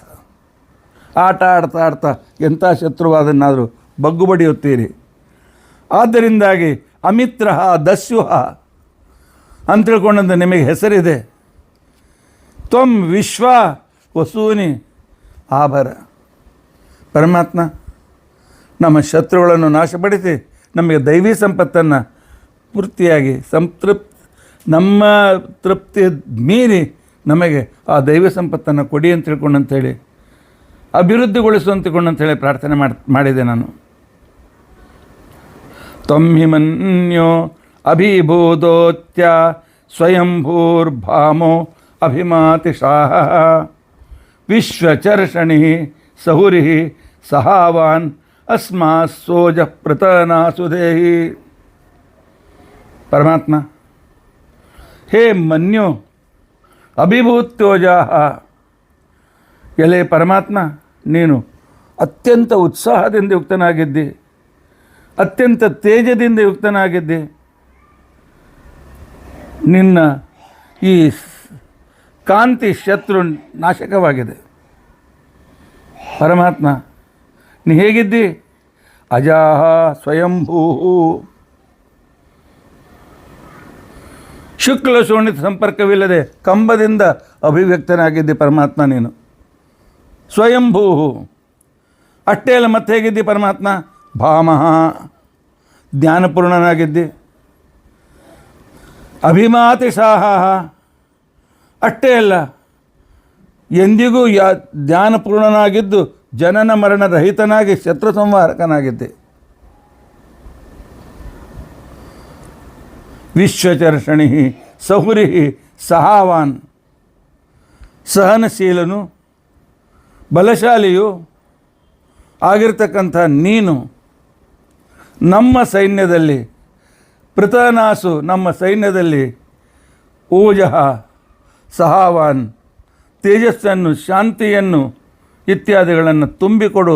ನಮ್ಮ ಸೈನ್ಯ ವಿಜೇತವಾಗಲಿ. ನಮ್ಮ ಸೈನ್ಯ ನಮ್ಮ ಜ್ಞಾನ ಪಡೆಯುವ ಪ್ರಯತ್ನಗಳು. ಇಂಥದ್ದನ್ನು ಪರಮಾತ್ಮ ನಮ್ಮ ಮೇಲೆ ಅನುಗ್ರಹ ಮಾಡು. ಅಭಾಗಸ್ಸನ್ನಪರೇ ತೋ ಅಸ್ಮಿ ತವ ಕೃತ್ವಾ ತವಿಷಸ್ಯ ಪ್ರಚೇತಃ ತಂತ್ವಾ ಮನ್ಯೋ ಅಕ್ರತೋ ಜೀಹೀಳಾಹಂ ಸ್ವಾತನೋರ್ಬಲದೇಯ ಯಮೇಹಿ. ತವಿಷಸ್ಯ ತವ ಅಪಕೃತ್ವ, ಅತಿಶಯ ಬಲಾದಿಗಳಿಂದ ಕೂಡಿದ ಅತಿಶಯ ಸಾಮರ್ಥ್ಯದಿಂದ ಪ್ರವೃದ್ಧನಾಗಿರ್ತಕ್ಕಂತಹ ನಿನ್ನನ್ನೇ ತಿರಸ್ಕರಿಸಿ. ದೇವರಿಗೂ ಅಜ್ಞಾನ ಇದೆ. ಕೃಷ್ಣನೂ ಅಳ್ತಾನೆ, ಸೋಲ್ತಾನೆ, ಸಣ್ಣ ಹುಡುಗರಾಗಿ ಆಟ ಆಡ್ತಾನೆ, ಹೆಣ್ಣುಗಳ ಹಿಂದೆ ಬೀಳ್ತಾನೆ. ಈ ರೀತಿಯಾಗಿರ್ತಕ್ಕಂಥ ತಪ್ಪು ಕಲ್ಪನೆ ಇಟ್ಕೊಂಡು ನಿನ್ನ ಸರ್ವೋತ್ತಮತ್ವಾದಿಗಳನ್ನು ತಿಳಿಯದೇ ಇರತಕ್ಕಂಥ ಜನರು ಅಂತೇನಿದ್ದಾರೆ ಅವರೆಲ್ಲರೂ ಅತ್ಯಂತ ದೌರ್ಭಾಗ್ಯಯುಕ್ತರಾಗಿರ್ತಕ್ಕಂಥ ವ್ಯಕ್ತಿ. ತವ ಅಪಕೃತ್ವ ಅಭಾಗಸ್ಸನ್ ಪರೇತಃ ಅಸ್ಮಿ ಪ್ರಚೇತಃ. ಪರಮಾತ್ಮ, ಒಮ್ಮೊಮ್ಮೆ ನಾವು ಆ ರೀತಿಯಾಗಿ ಆಗ್ತೇವೆ. ಹಾಗಾದರೆ ಭೀಮಚಂದ್ರಿಗೆ ಅಜ್ಞಾನ ಇಲ್ಲ, ನಮ್ಮ ಪರವಾಗಿ ಹೇಳ್ತಾ ಇದ್ದಾರೆ. ಪರಮಾತ್ಮ, ಎಷ್ಟೇ ಇದ್ದರೂ ಏನೇ ಇದ್ದರೂ ನಾನು ನಿನ್ನ ಅಧೀನ ಪರಮಾತ್ಮ.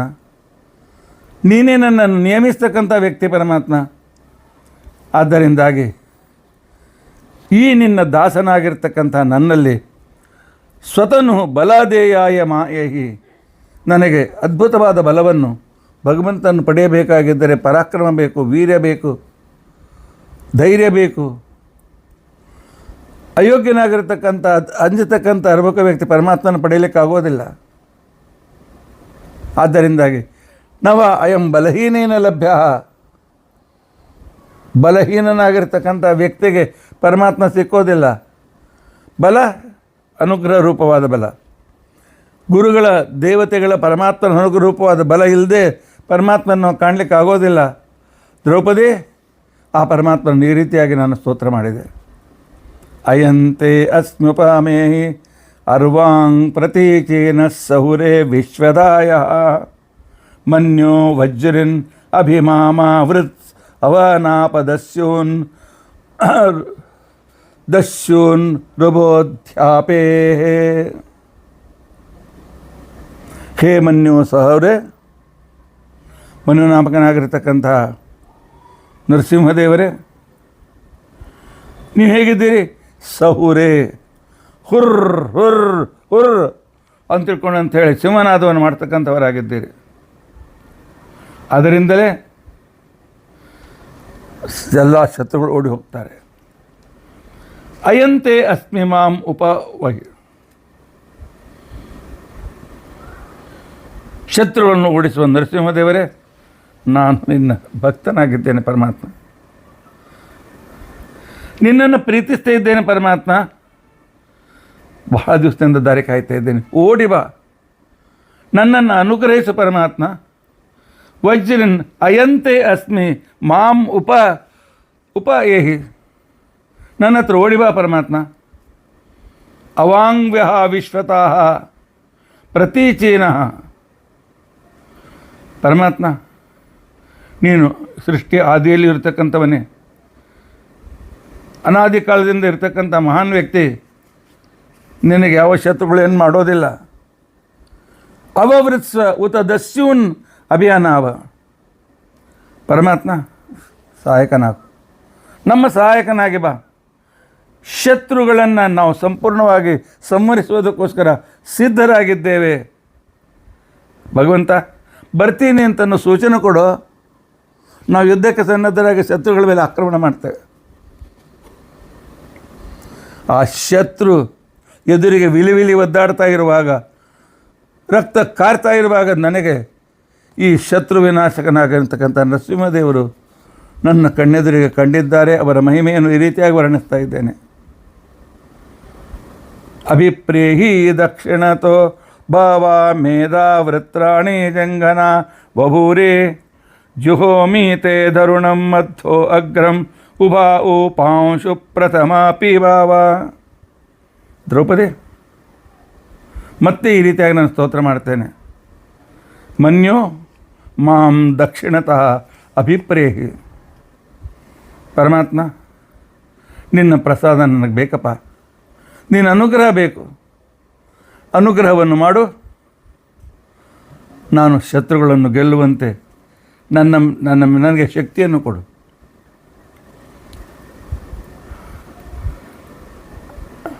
ಅಧಾತೆ ಧಾರಣಂ ಮಧ್ವ ಅಗ್ರಂ ಜಹೋಮಿ, ಪರಮಾತ್ಮ ಬಲಪ್ರದನಾಗಿ ರಕ್ಷಿಸಿದಾಗ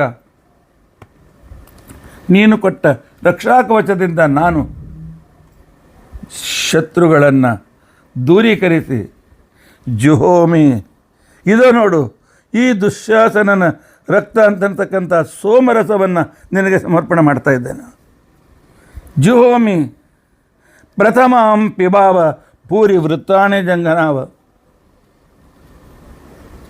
ನಿನಗೆ ಅರ್ಪಿಸಿ ಉಳಿದ ಸೋಮರಸವನ್ನು ನಾನು ಪಾನ ಮಾಡಿದ್ದೇನೆ ಪರಮಾತ್ಮ. ಒಳಗಲ್ಲ, ರಕ್ತ ಒಳಗೋಗಲಿಲ್ಲ. ದಂತಾಂತರಂ ನ ವಿವೇಶ ಅಂತಿಕೊಂಡು ಅಂತೇಳಿ ಶ್ರೀಮದಾಚಾರ್ಯ ಹೇಳ್ತಾರೆ. ಆ ರೀತಿಯಾಗಿರ್ತಕ್ಕಂಥ ಕುಡಿದ ನಾಟಕವನ್ನು ಮಾಡಿದ್ದಾನೆ. ನಿನ್ನ ಪ್ರಸಾದ ಶತ್ರುಗಳನ್ನು ನಾಶಪಡಿಸೋದು ನಿನ್ನ ಕೊಟ್ಟ ಶಕ್ತಿಯಿಂದಲೇ, ಆ ಶಕ್ತಿಯ ಪ್ರಸಾದದಿಂದಲೇ ಆ ದುಶ್ಯಾಸನನನ್ನು ಬಗ್ಗೆ ಸಂಪೂರ್ಣ ನಾಶಪಡಿಸಿದ್ದೇನೆ.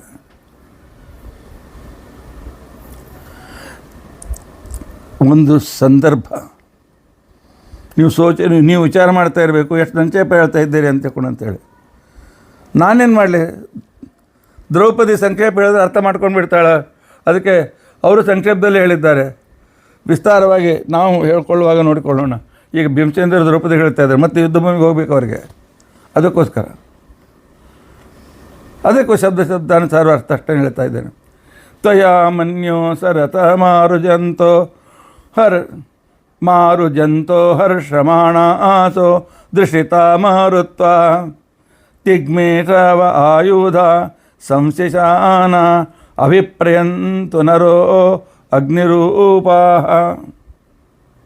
ಭಗವಂತ ಅನುಗ್ರಹ ಮಾಡೋ, ಗೆಲ್ತೇವೆ, ನಾವು ನಿಶ್ಚಿತ ಗೆಲ್ತೇವೆ ನಿನ್ನ ಅನುಗ್ರಹದಿಂದ.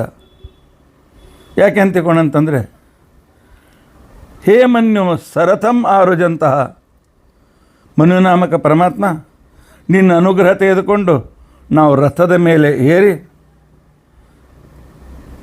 ಹರ್ಷಮಾಣಾತಃ ಆರುಜಂತಹ ಶತ್ರುಗಳ ಮೇಲೆ ಆಕ್ರಮಣವನ್ನು ಮಾಡಿ ಅತ್ಯಂತ ಸಂತೋಷದಿಂದ ಅತ್ಯಂತ ಆನಂದದಿಂದ ನಾವು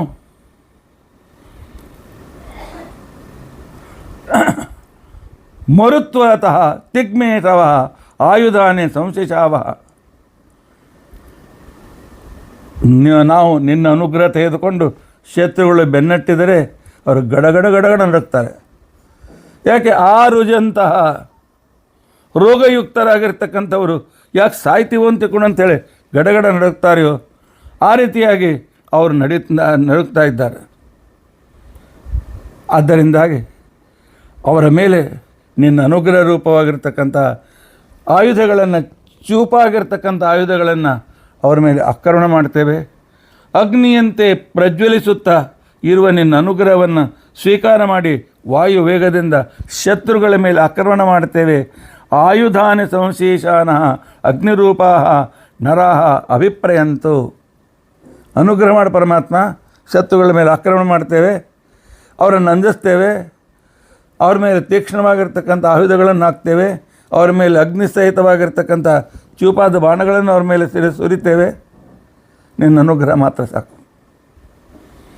ಅಗ್ನಿರೀವ ಮನ್ಯು ತುಷಿತ ಸಹಸ್ವಸೇನಾನಿರ್ ನ ಸಹುರೇ ಹೂತಯೇದಿ ಹತ್ವಾಯ ಶತ್ರುನ್ ಅಭಿರಾಜಸ್ವ ವೇದ ಓಜೋ ಮಿಮಾನೋ ವಿಮೃಧೋನುದಸ್ವ. ಹೇ ಸಹುರೆ, ಹುರ್ ಅಂತ ಹೇಳ್ಕೊಂಡು ಅಂತೇಳಿ ಸಿಂಹನಾದ ಮಾಡ್ತಕ್ಕಂಥ ನರಸಿಂಹದೇವರೇ, ಮನ್ಯು ತ್ವಂ ನಃ ಸೇನಾನಿ. ಪರಮಾತ್ಮ ನರಸಿಂಹರೂಪಿಯಾದ ಭಗವಂತ ನಮ್ಮ ಸೇನಾಪತಿ ಆಗಿಬಿಡಪ್ಪ. ನಮ್ಮ ಸೇನಾಪತಿ ಆಗಿರ್ತಕ್ಕಂಥ ಸಂದರ್ಭದಲ್ಲಿ ಆಗ ನಿನ್ನ ಈ ಅತ್ಯಂತ ತೀವ್ರವಾಗಿರ್ತಕ್ಕಂಥ ಸಿಂಹನಾದ, ನಿನ್ನ ತೇಜಸ್ಸು, ಬೆಂಕಿಯಂತೆ ಇರತಕ್ಕಂಥ ನಿನ್ನ ಪ್ರಕಾಶ ಕಾಂತಿಯನ್ನು ನೋಡಿ ಶತ್ರುಗಳು ಗಾಬರಿಯಾಗಿ ಕಿಂಕರ್ತವ್ಯಮೂಢರಾಗಿ ನಿಂತ್ಕೊಳ್ತಾರೆ. ನಃ ಸೇನಾನಿ ಅಗ್ನಿರೀವ ತ್ವಿಷಿತಃ ಸಹಸ್ರಶತ್ರೂನ್ ಹತ್ವಾಯ ವಿಭಜ್ಯ ಓಜಃ ಮಿಮಾನಃ ನಃ ವಿಮೃಧ ಅಪಾನುದಸ್ವ. ಶತ್ರುಗಳನ್ನು ನಾಶಪಡಿಸುವುದಕ್ಕೋಸ್ಕರ ಶ್ರೇಷ್ಠವಾದ ಬಲ, ಕಾಂತಿ, ಜ್ಞಾನ ಇತ್ಯಾದಿಗಳಿಂದ ಯುಕ್ತನಾಗಿರ್ತಕ್ಕಂಥ ನರಸಿಂಹದೇವರೇ, ನಾವು ಕರೆದಲ್ಲಿಗೆ ಬನ್ನಿ, ನಮ್ಮ ಪಾಪಗಳನ್ನು ದೂರ ಮಾಡಿ ನಮ್ಮ ಶತ್ರುಗಳನ್ನು ವಿನಾಶಪಡಿಸಿ. ಸಹಸ್ವಮನ್ಯೋ ಅಭಿಮಾತಿಮಸ್ಮೆ ಋಜನ್ ಮೃಣನ್ ಪ್ರಮೃಣನ್ ಪ್ರೇಹಿ ಶತ್ರುನ್ ಉಗ್ರಂತೆ ಪಾಜೋ ನನ್ವಾರು ರುದ್ರೇ ವಶೀ ವಶಂ ನಯಸವಿತ ಏಕಜತ್ವಂ. ಪರಮಾತ್ಮ, ನೀನು ಏಕಜಃ, ವಶಿ ಶತ್ರುನ್ ವಶಂ ನಯಸೆ. ಅತಃ ಅಸ್ಮದಭಿಮಾತಿ ಸಹಸ್ವ ಅಸ್ಮೈ ಶತ್ರುನ್ ಋಜನ್ ಮೃಣನ್ ಪ್ರೇಹಿ. ಹೇ ಉಗ್ರಪಾಜೋ ಅನ್ವಾರು ರುದ್ಧ. ಪರಮಾತ್ಮ, ನಮ್ಮ ಶತ್ರುಗಳು ಮಹಾದುಷ್ಟರು, ಜಗತ್ತಿಗೆ ಕಂಟಕರು. ಸುಮ್ಮನೆ ಕೊಂದರೆ ಅವರಿಗೆ ಶಿಕ್ಷೆ ಕೊಡಂತಾಗೋದಿಲ್ಲ, ಚಿತ್ರ ಹಿಂಸೆ ಮಾಡಿ ಕೊಲ್ಲು ಅಂಥೇಳಿ ಈ ಮಂತ್ರದಲ್ಲಿ ನಾನು ಭೀಮಸೇನರು ಹೇಳ್ತಾ ಇದ್ದಾರೆ, ನಾನು ಪ್ರಾರ್ಥನೆ ಮಾಡ್ತಾ ಇದ್ದೇನೆ. ಹೇ ಮನ್ಯು, ಇಲ್ಲ ನರಸಿಂಹದೇವರೇ, ತುಮ್ ಏಕಜಃ, ಏಕಜಃ, ಒಬ್ಬನೇ. ಪುನಃ ಪುನಃ ಜನ್ಮಗಳು ನಿನಗಿಲ್ಲ, ಒಬ್ಬನೇ. ಅಲ್ಲಿ ಅಭಿವ್ಯಕ್ತಿ, ಇಲ್ಲಿ ಅಭಿವ್ಯಕ್ತಿ ಆಗ್ತಿ, ಇಲ್ಲಿ ಅಭಿವ್ಯಕ್ತಿ ಆಗ್ತಿ. ನಿನಗೆ ಜನ್ಮ ಮರಣಗಳಿಲ್ಲ. ಮತ್ತೆ ಹೇಗಿದ್ದಿ ಪರಮಾತ್ಮ ನೀನು? ಹೇ ಲಕ್ಷ್ಮೀ ನರಸಿಂಹ, ವಶೀ ಶತ್ರುನ್ ವಶಂ ನಯಸೆ. ನೀನು ನಿನ್ನ ವಶಿ ಭಕ್ತರಾಗಿರ್ತಕ್ಕಂಥವರ ಶತ್ರುಗಳನ್ನು, ಅಪರಾಧಗಳನ್ನು ಮನ್ನಿಸಿಬಿಡ್ತೀನಿ ನೀನು. ಅಷ್ಟೇ ಅಲ್ಲ, ಆತಃ ಅಸ್ಮಂ ಅಭಿಮಾತಿ ಸಹಸ್ವ. ನಮ್ಮ ಅಪರಾಧಗಳನ್ನು ಕ್ಷಮಿಸಿಬಿಡು ಪರಮಾತ್ಮ. ಶತ್ರುನ್ ರುಜನ್, ಶತ್ರುಗಳಲ್ಲಿ ಮೊದಲೇ ಭಯ ಅಂತನ್ನುವ ರೋಗವನ್ನು ಹುಟ್ಟಿಸು. ಆನಂತರ ಮೃಣನ್, ಅವರನ್ನು ಕೆಳಗೆ ಹಾಕಿ ಕಾಲು ಕೆಳಗೆ ತುಳಿದ್ಬಿಡು. ಪ್ರೇಹಿ ತೇ ಉಗ್ರಂ ಪಾಜೋ ಅನ್ವಾರ ರುದ್ರೆ. ಇನ್ನು ಶತ್ರುಗಳ ವಿಷಯದಲ್ಲಿ ನಿನ್ನ ಉಗ್ರವಾದ ಸ್ವಭಾವ ಪ್ರಸಿದ್ಧವಾಗಿದೆ. ಆದ್ದರಿಂದ ಶತ್ರು ವಿನಾಶಕ್ಕೋಸ್ಕರ ನರಸಿಂಹದೇವರೇ ನಿಮ್ಮನ್ನು ನಾನು ಪ್ರಾರ್ಥಿಸುತ್ತಾ ಇದ್ದೇನೆ. ನಮ್ಮ ಶತ್ರುಗಳನ್ನು ಚಿತ್ರ ಹಿಂಸೆ ಮಾಡಿ ಸಂಹಾರ ಮಾಡು. ಏಕೋ ಬಹುನಾಮಸಿ ಮನ್ಯ ವೀಳಿತೋ ವಿಷಂ ವಿಷಂ ಯುಧೇ ಸಂಸೀಷಾದೆ ಅಕೃತ್ತ ರುಕ್ತಯಾಯುಜ ವಯಂ ದ್ಯುಮಂತಂ ಘೋಷಂ ವಿಜಯಾಯ ಕೃಣ್ಮಹೇ. ಹೇ ಮನ್ಯು, ಹೇಳಿ ಮನ್ಯುನಾಮಕ ನರಸಿಂಹದೇವರೇ, ಬಹೂನಾಂ ಏಕಃ ಈಳಿತಃ. ನೂರಾರು ದೇವತೆಗಳಿದ್ದಾರೆ ಅಲ್ಲ, ಅವರೆಲ್ಲರನ್ನು ಮೀರಿರ್ತಕ್ಕಂಥ ನೀನೇ ಸರ್ವೋತ್ತಮ ಅಂತ ತಿಳ್ಕೊಂಡಂತೇಳಿ ಶಾಸ್ತ್ರಗಳು ನಿನ್ನನ್ನು ವರ್ಣಿಸಿವೆ. ಏಕಃ ಈಳಿತಃ ಅಸಿ ವಿಷಂ ವಿಷಂ ಯುಧಯೇ ಸಂಶೇಷಾದಿ. ನೀನು ಪ್ರತಿಯೊಬ್ಬ ಮಾನವನಿಗೆ, ನಿನ್ನ ಭಕ್ತರಿಗೆ ಪಾಪದ ವಿರುದ್ಧ, ಅನ್ಯಾಯದ ವಿರುದ್ಧ ಹೋರಾಡುವ ಸಾಮರ್ಥ್ಯವನ್ನು ಕೊಡುತ್ತೆ. ಸಂಶೇಷಾದಿ ಕೃತ್ತರುಕ್ ತ್ವಯಾಯುಜ. ನಿನ್ನ ಅನುಗ್ರಹದಿಂದ ಕೃತ್ತರುಕ್, ಆಲಸ್ಯಾದ ರೋಗಾದಿಗಳಿಂದ ನಾವು ಮುಕ್ತರಾಗಿ ದ್ಯುಮಂತಂ ಘೋಷಂ ವಿಜಯಾಯ ಕೃಣ್ಮಯ, ಶತ್ರುಗಳ ಮೇಲೆ ವಿಜಯ ಸಂಪಾದನೆಗೋಸ್ಕರ ಉತ್ಸಾಹದಿಂದ ಶಿವನಾದ ಮಾಡ್ತೇವೆ ನಿನ್ನ ಅನುಗ್ರಹ ಇದ್ದಾಗ. ವಿಜೇಷ ಕೃತೀಂದ್ರ ಯವಾನವಪ್ರಭೋ ಸ್ಮಾಕಂ ಮನ್ಯೋ ಅಧಿಪಾಭಾವೇಯ ಪ್ರಿಯಂತೆ ನಾಮ ಸಹುರೆ ಗೃಣೀಮಸಿ ವಿದ್ಮಾತಮುತ್ಸಂಯತ ಆ ಬಭೂತ. ಹೇ ಮನ್ಯು, ಹೇಳಿ ಮನ್ಯುನಾಮಕ ನರಸಿಂಹದೇವರೇ, ವಿಶೇಷಕೃತ ಭಕ್ತಪ್ರಿಯನಾಗಿ ನೀವು ನಮಗೆ, ಭಕ್ತಪ್ರಿಯನಾದ ನೀನು ವಿಶೇಷಕೃತ ನಮಗೆ ಜಯವಾಗುವಂತೆ ಅನುಗ್ರಹ ಮಾಡಪ್ಪ ಪರಮಾತ್ಮ.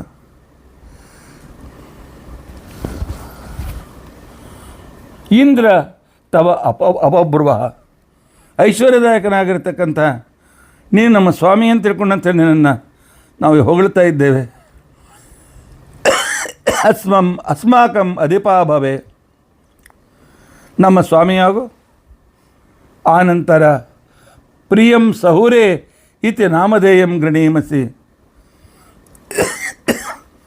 ಸೌರಿ ಸೌರಿ ಅಂತಿಕೊಂಡಂತ ನನ್ನ ಹೆಸರು. ಯಾಕೆ ಹುರ್ ಹುರ್ ಅಂತಿಕೊಂಡಂತೇಳಿ ಸಿಂಹನಾದ ಮಾಡ್ತಾ ಶತ್ರುಗಳನ್ನು ಓರಿಸ್ತಿ. ಆದ್ದರಿಂದಾಗಿ ಸೌರಿ ಅಂತಿಕೊಂಡು ನಿನಗೆ ವರ್ಣನೆ ಮಾಡಿದರೆ ನಿನಗೆ ಹೆಚ್ಚು ಪ್ರೀತಿ ಆಗ್ತದೆ. ಆದ್ದರಿಂದಾಗಿ ಪರಮಾತ್ಮ, ನಮ್ಮ ಶತ್ರುಗಳ ನಾಶವನ್ನು ಮಾಡಲು ನೀನು ಪ್ರವೃತ್ತನಾಗು ಪರಮಾತ್ಮ. ಅನೇಕ ಶತ್ರುಗಳಿಂದ ನಾವು ಪೀಡಿತರಾಗಿದ್ದೇವೆ. ನೀನು ಅನುಗ್ರಹ ಮಾಡ್ತೀಯ ಅಂತ ಅನ್ನೋ ಪೂರ್ತಿ ವಿಶ್ವಾಸ ನಮಗಿದೆ, ಪೂರ್ತಿ ತಿಳುವಳಿಕೆಯೂ ನಮಗಿದೆ. ಇತಿ ನಾಮಧೇಯಂ ಗೃಣೀಮಸಿ ಉತ್ಸಯಂತಹ ಯತ್ನವಾನ್ ಬಭೂವತಃ ನಾ ವಿದ್ಮಃ. ಆಭೂತ್ಯ ಸಹಜ ವಜ್ರಸಾಯಕ ಸಹೋ ಬಿಭರ್ಷ್ಯ ವಿಭೂತ ಉತ್ತಮಃ ಉತ್ತರಂ ಕೃತ್ವಾ ನೋ ಮನ್ಯೋ ಸಹ ಮೇದ್ದೇದಿ ಮಹಾಧನಸ್ಯ ಪುರುಹೂತ ಸಂಸೃಜಿ. ಹೇ ಪುರುಹೂತ, ದೇವೋತ್ತಮನಾಗಿರ್ತಕ್ಕಂತಹ ಶ್ರೀಹರಿಯೇ, ದೇವಾದಿ ದೇವತೆಗಳಿಂದ ಸ್ತುತ್ಯನಾಗಿರ್ತಕ್ಕಂಥ ಶ್ರೀಹರಿಯೇ, ಅಭಿಭೂತಃ, ನಿನ್ನಲ್ಲಿರ್ತಕ್ಕಂಥ ವಜ್ರಾಯುಧ ಇತ್ಯಾದಿ ಅದ್ಭುತ ಸಂಪತ್ತುಗಳು ನಿನ್ನಿಂದ ಅಭಿನ್ನವಾಗಿವೆ, ಸ್ವಾಭಾವಿಕವಾಗಿವೆ. ನೀನು ವಜ್ರಸಾಯಕ ವಿಶೇಷ ವಜ್ರಾದಿ ಆಯುಧಗಳನ್ನು ಹಿಡಿದುಕೊಂಡು ಸರ್ವೋತ್ತಮನಾಗಿದ್ದೆ. ಕೃತ್ವಾ ನೋ ಮನ್ಯೋ ಆಭೂತ್ಯಾ, ನೀನು ನಮಗೆ ಉತ್ತಮ ದೈವೀ ಸಂಪತ್ತಿಯನ್ನು ಕೊಡ್ತಕ್ಕಂಥವನಾಗಿದ್ದೆ. ಉತ್ತನಂ ಸಹ ಬಿಬೇಮಿ, ಅದು ಪ್ರಾಪ್ತವಾಗುವಂತೆ ನೀನು ನಮ್ಮನ್ನು ನಮ್ಮ ಮೇಲೆ ಅನುಗ್ರಹ ಮಾಡು, ಸ್ತೋತ್ರ ಮಾಡ್ತಾ ಇದ್ದೇವೆ.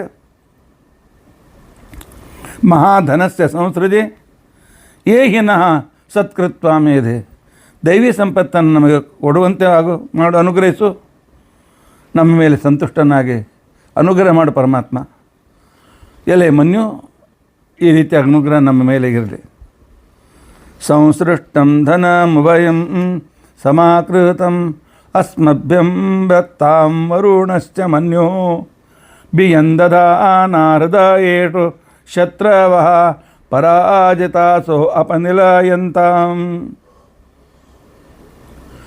ವರುಣ, ಪರಮಾತ್ಮ ನೀನೇ ವರುಣ ಶಬ್ದವಾಚನಾಗಿದ್ದೆ, ಮುಕ್ತಿದಾಯಕನಾದ್ದರಿಂದ. ನೀನೇ ಮನ್ಯು, ನಮ್ಮ ನಿನ್ನ ಸಿಟ್ಟಿನ ಅಭಿವ್ಯಕ್ತಿಯಿಂದ ಶತ್ರು ವಿನಾಶಕನಾಗಿದ್ದೆ. ಇಂಥ ಸಕಲ ಶಬ್ದವಾಚನಾಗಿರ್ತಕ್ಕಂಥ ಶ್ರೀಹರಿ ನೀನು ಧನಂ ಉಭಯಂ ಸಮಾಕೃತಂ ಅಸ್ಮಭ್ಯಂ ದತ್ತಾಂ, ನಿನ್ನ ಅನುಗ್ರಹಕ್ಕೆ ಪ್ರಾರ್ಥರಾಗಿರ್ತಕ್ಕಂಥ ನಮಗೆ ನಮ್ಮ ಸಂಪತ್ತನ್ನು ನಮಗೆ ಕೊಡು. ಆನಂತರ ಶತ್ರುಗಳಿದ್ದ ಸಂಪತ್ತಿಯು ನಮಗೆ ಸಿಗುವಂತೆ ಮಾಡು. ಇದೇನು ವಿಚಿತ್ರವಾದ ಬೇಡಿಕೆ? ಹೌದು, ಯಾಕೆ ನಮ್ಮ ಸಂಪತ್ತು ಕಸಿದುಕೊಂಡಿದ್ದಾರೆ ಅವರು. ನಮ್ಮ ಸಂಪತ್ತು ದೈವೀ ಸಂಪತ್ತು, ಆದರೆ ಅವರು ತಮ್ಮ ಪ್ರಭಾವದಿಂದ ನಮ್ಮ ಸಂಪತ್ತನ್ನು ಕಸಿದುಕೊಂಡಿದ್ದಾರೆ. ಅಂದರೆ ನಮ್ಮ ಸಂಪತ್ತನ್ನು ಸಿಗದಂತೆ ಮಾಡಿದ್ದಾರೆ. ಅದು ಕೂಡ ನಮಗೆ ವಾಪಸ್ ಬರಲಿ. ಇರುವ ಸಂಪತ್ತು ದೃಢವಾಗಿರಲಿ, ಹೋದ ಸಂಪತ್ತು ವಾಪಸ್ಸಾಗಿ ಬರಲಿ. ಉಭಯಂ ಸಮಾಕೃತಂ ಅಸ್ಮಭ್ಯಂ ದತ್ತಾಂ, ಎರಡೂ ಸಿಗುವಂತೆ ಮಾಡು. ಎರಡೂ ದೈವೀ ಸಂಪತ್ತು ನಮ್ಮದಾಗಲಿ ನಮ್ಮಾಗುವಂತೆ ಮಾಡು. ಶತ್ರವಃ ಪರಾಜಿತಾಸಃ ಹೃದಯೇಷು ಭಯಂ ದಧಾನಃ, ನಮ್ಮ ಶತ್ರುಗಳು ಇವರು ನರಸಿಂಹ ಭಕ್ತರಪ್ಪ, ನರಸಿಂಹದೇವರು ಬಂದಿದ್ದಾರೆ ಅಂತ ತಿಳ್ಕೊಂಡಂತೇಳಿ ಭಯದಿಂದ ಯುಕ್ತರಾಗಿ ಹೃದಯದಲ್ಲಿ ಭಯವನ್ನು ತುಂಬಿಕೊಂಡು ಪರಾಜಿತಾಸಃ ಅಪನಿಲಯಂತ, ಸೋತು ದಿಕ್ಕಪಾಲಾಗಿ ಓಡಿ ಹೋಗಲಿ. ಇದೇ ಪ್ರಾರ್ಥನಾ ಪರಮಾತ್ಮ. ದ್ರೌಪದಿ, ಇದು ಸಂಕ್ಷಿಪ್ತವಾಗಿ ನಾನು ನಿನಗೆ ವಿವರಿಸಿದ ಮನ್ಯು ಸೂಕ್ತದ ಅರ್ಥ. ನೀನು ಸರ್ವವಿದ್ಯಾ ವಿಸ್ತಾರದ ಅರ್ಥವನ್ನು ಸ್ವೀಕಾರ ಮಾಡ್ತೆ, ಆದರೆ ನನ್ನ ಭಕ್ತರಿಗೆ ಈ ಅರ್ಥ ಇಷ್ಟು ಸಂಕ್ಷಿಪ್ತವಾಗಿ ನಡೆಯೋದಿಲ್ಲ. ಇನ್ನೊಂದು ಸಂದರ್ಭದಲ್ಲಿ ಇದನ್ನು ವಿಸ್ತಾರವಾಗಿ ನಾನು ಹೇಳ್ತೇನೆ ಅಂತ ಭೀಮ ಹೇಳಿ ದ್ರೌಪದಿಗೆ ಆಲಿಂಗನವನ್ನು ಕೊಟ್ಟಿದ್ದಾನೆ. ದ್ರೌಪದಿ ತನಗೆ ಇಷ್ಟು ದಿವಸ ಆಗಿರ್ತಕ್ಕಂಥ ಎಲ್ಲ ತೋರಿಕೆಯ ಕಷ್ಟಗಳನ್ನು, ತೋರಿಕೆಯ ಅಪಮಾನ ಎಲ್ಲವನ್ನೂ ಕೂಡ ಮರೆತುಬಿಟ್ಟಿದ್ದಾಳೆ. ಅವಳು ಯಾರು ಅಪಮಾನ ಮಾಡಲಿಕ್ಕೆ ಸಾಧ್ಯ ಇಲ್ಲ. ಅವಳನ್ನು ಯಾರು ರೀತಿಯಾಗಿರ್ತಕ್ಕಂಥ ರೀತಿಯಲ್ಲಿ ವಸ್ತ್ರಾಹರಣ ಮಾಡಲಿಕ್ಕೆ ಸಾಧ್ಯವಿಲ್ಲ. ಅವಳು ತಾನು ಮೂಲ ರೂಪದಲ್ಲಿ ಇದ್ದಾಗೆ ಇರ್ತಾಳೆ. ಆದರೆ ಮೇಲೆ ಈ ರೀತಿಯಾಗಿರ್ತಕ್ಕಂಥ ಅನುಭವ ಭಾಸವಾಗ್ತದೆ. ಅದನ್ನು ಕೂಡ ದೂರ ಮಾಡಿ ಭೀಮಸೇನ ದೇವರು ಆ ದ್ರೌಪದಿಯನ್ನು ಸಂತೋಷಪಡಿಸಿದ್ದಾರೆ. ಹೌದು, ಬಿಭರ್ತಿ ಮಹ ಸ್ವತಃ ಪ್ರಮಾಣಗಳನ್ನು ತಮ್ಮಲ್ಲಿ ಯಾವಾಗಲೂ ಧಾರಣೆ ಮಾಡ್ತಾ ತಾವೇ ಸ್ವತಃ ಪ್ರಮಾಣರಾಗಿರುವಾಗ ಸರ್ವ ವಿದ್ಯೆಗಳ ಮೇಲೆ ಬಂದಿರತಕ್ಕಂಥ ಪರಕೀಯರ ಆಕ್ರಮಣ ಅಂತಿಕೊಂಡಂತೇನಿದೆ, ವೇದಗಳ ಮೇಲೆ, ಶಾಸ್ತ್ರಗಳ ಮೇಲೆ ಎಷ್ಟೆಷ್ಟು ಪರಕೀಯರು ತಪ್ಪು ಅರ್ಥಗಳನ್ನು ಮಾಡಿ ಏನೇನೋ ಮಾಡಿ ಅವುಗಳನ್ನೆಲ್ಲ ಕೆಡಿಸಿಟ್ಟಿದ್ದರು, ಅದೆಲ್ಲವನ್ನು ದೂರೀಕರಿಸಿಬಿಟ್ಟಿದ್ದಾರೆ. ದುಶ್ಯಾಸನ ಬಿದ್ದ ವಿಪರೀತ ಜ್ಞಾನ ಹೊರಟೋಯ್ತು. ವಿಪರೀತ ಜ್ಞಾನ ಅಂದ್ರೇನು? ದೇವರು ಅಳತಾನೆ, ದೇವರು ಹೆಂಡತಿನ ಕಳ್ಕೊಂಡು ದುಃಖ ಪಡ್ತಾನೆ ಇತ್ಯಾದಿ ತಪ್ಪು ಅರ್ಥಗಳು ಇದು ವಿಪರೀತ ಜ್ಞಾನ. ಯಾಕೆ ದೇವರಲ್ಲಿ ಈ ರೀತಿಯಾಗಿರ್ತಕ್ಕಂಥ ದೋಷಗಳಿಲ್ಲ. ಪರಮಾತ್ಮನಲ್ಲಿ ದೋಷ ಇದೆ, ಪರಮಾತ್ಮನಿಗೆ ಪರಾಜಯ ಇದೆ, ಪರಮಾತ್ಮ ಹಿಂದೆ ಬೀಳ್ತಾನೆ ಇತ್ಯಾದಿಗಳು ವಿಪರೀತ ಜ್ಞಾನಗಳು. ಎಲ್ಲ ಇದನ್ನು ಭೀಮಸೇನ ದೇವರು ತೊಡೆದು ಹಾಕ್ತಾರೆ ತಮ್ಮ ತಾತ್ಪರ್ಯ ಗ್ರಂಥ ಮತ್ತು ತಾವು ಬರೆದಿರ್ತಕ್ಕಂಥ 37 ಗ್ರಂಥಗಳಿಂದ. ಎಲ್ಲ ವಿಪರೀತ ಜ್ಞಾನವನ್ನು ದೂರ ಮಾಡಿ ದುಶ್ಯಾಸನನ್ನು ಸಂಹರಿಸಿ ದ್ರೌಪದಿಯ ಹರಡಿದ ಕೂದಲುಗಳನ್ನು, ಅಂದರೆ ಎಲ್ಲ ನಮಗೆ ಸಿಗದಂತೆ ಅಲ್ಲಲ್ಲಿ ಹೊರಡಿ ಹೋಗಿರ್ತಕ್ಕಂಥ ಜ್ಞಾನವನ್ನು ಒಂದೇ ಕಡೆಗೆ ತಮ್ಮ 37 ಗ್ರಂಥದಲ್ಲಿ ತೆಗೆದುಕೊಂಡು ಬರ್ತಾರೆ. ವಿಶಾಲ ಅನೇಕ ಅಸಂಖ್ಯ ವೇದಗಳಲ್ಲಿರ್ತಕ್ಕಂಥ ರಹಸ್ಯವನ್ನು, ಮಹಾಭಾರತದಲ್ಲಿರ್ತಕ್ಕಂಥ ವಿಸ್ತಾರವಾದ ಶತಕೋಟಿ ರಾಮಾಯಣದ ವಿಚಾರಗಳನ್ನೆಲ್ಲ ಒಂದು ಕಡೆಗೆ ತಂದು 37 ಗ್ರಂಥದಲ್ಲಿ ಗ್ರಂಥ ರೂಪದಿಂದ ಅದನ್ನು ಕೂದಲನ್ನು ಕಟ್ಟಿ ನಮ್ಮ ಎದುರಿಗೆ ಸ್ಪಷ್ಟವಾಗಿಡ್ತಾರೆ. ಈ ರೀತಿಯಾಗಿ ದ್ರೌಪದಿಯ ಕೂದಲನ್ನು ಕಟ್ಟಿದ ಆ ನರಸಿಂಹದೇವರು, ಆ ಭೀಮಸೇನ ದೇವರು ಅವರ ಮೇಲೆ ಅನುಗ್ರಹ ಮಾಡಿ ಅವರಿಗೆ ಮನುಸೂಕ್ತ ರೂಪದಿಂದ ಅಭಿವ್ಯಕ್ತನಾದ ನರಸಿಂಹದೇವರು ನಮ್ಮನ್ನು ಕಾಯಲಿ, ನಮ್ಮ ವಿಪರೀತ ಜ್ಞಾನಗಳನ್ನು ದೂರ ಮಾಡಲಿ. ಈ ರೀತಿಯಾಗಿರ್ತಕ್ಕಂಥ ವೇಣಿ ಸಂಹಾರದ ಉತ್ಸವವನ್ನು ನಾವು ಆಚರಿಸೋಣ. ಇತಿ ಅದ್ಯ ಕಥಾ ಪ್ರಸಕ್ತಿ. ಹರೇ ರಾಮ ರಾಮ ರಾಮ ಹರೇ ಹರೇ, ಹರೇ ಕೃಷ್ಣ ಕೃಷ್ಣ ಕೃಷ್ಣ ಹರೇ ಹರೇ. ಉಗ್ರಂ ವೀರಂ ಮಹಾವಿಷ್ಣುಂ ಜ್ವಲಂತಂ ಸರ್ವತೋಮುಖಂ ನೃಸಿಂಹಂ ಭೀಷಣಂ ಭದ್ರಂ ಮೃತ್ಯುಂ ನಮಾಮ್ಯಹಂ. ಅಕ್ಷಯಂ ಕರ್ಮ ಯಸ್ಮಿನ್ ಪರೇ ಸ್ವರ್ಪಿತಂ ಪ್ರಕ್ಷಯಂ ಯಾಂತಿ ದುಃಖಾನಿ ಯನ್ನಾಮತಃ. ಅಕ್ಷರೋ ಯೋಜರ ಸರ್ವದೇವಾಮೃತಃ ಕುಕ್ಷಿಗಂ ಯಸ್ಯ ವಿಶ್ವಂ ಸದಾಜಾದಿಕಂ ಪ್ರೀಣಯಾಮೋ ವಾಸುದೇವಂ ದೇವತಾಮಂಡಲಾಖಂಡಮಂಡನಂ. ಶ್ರೀಕೃಷ್ಣಾರ್ಪಣಮಸ್ತು.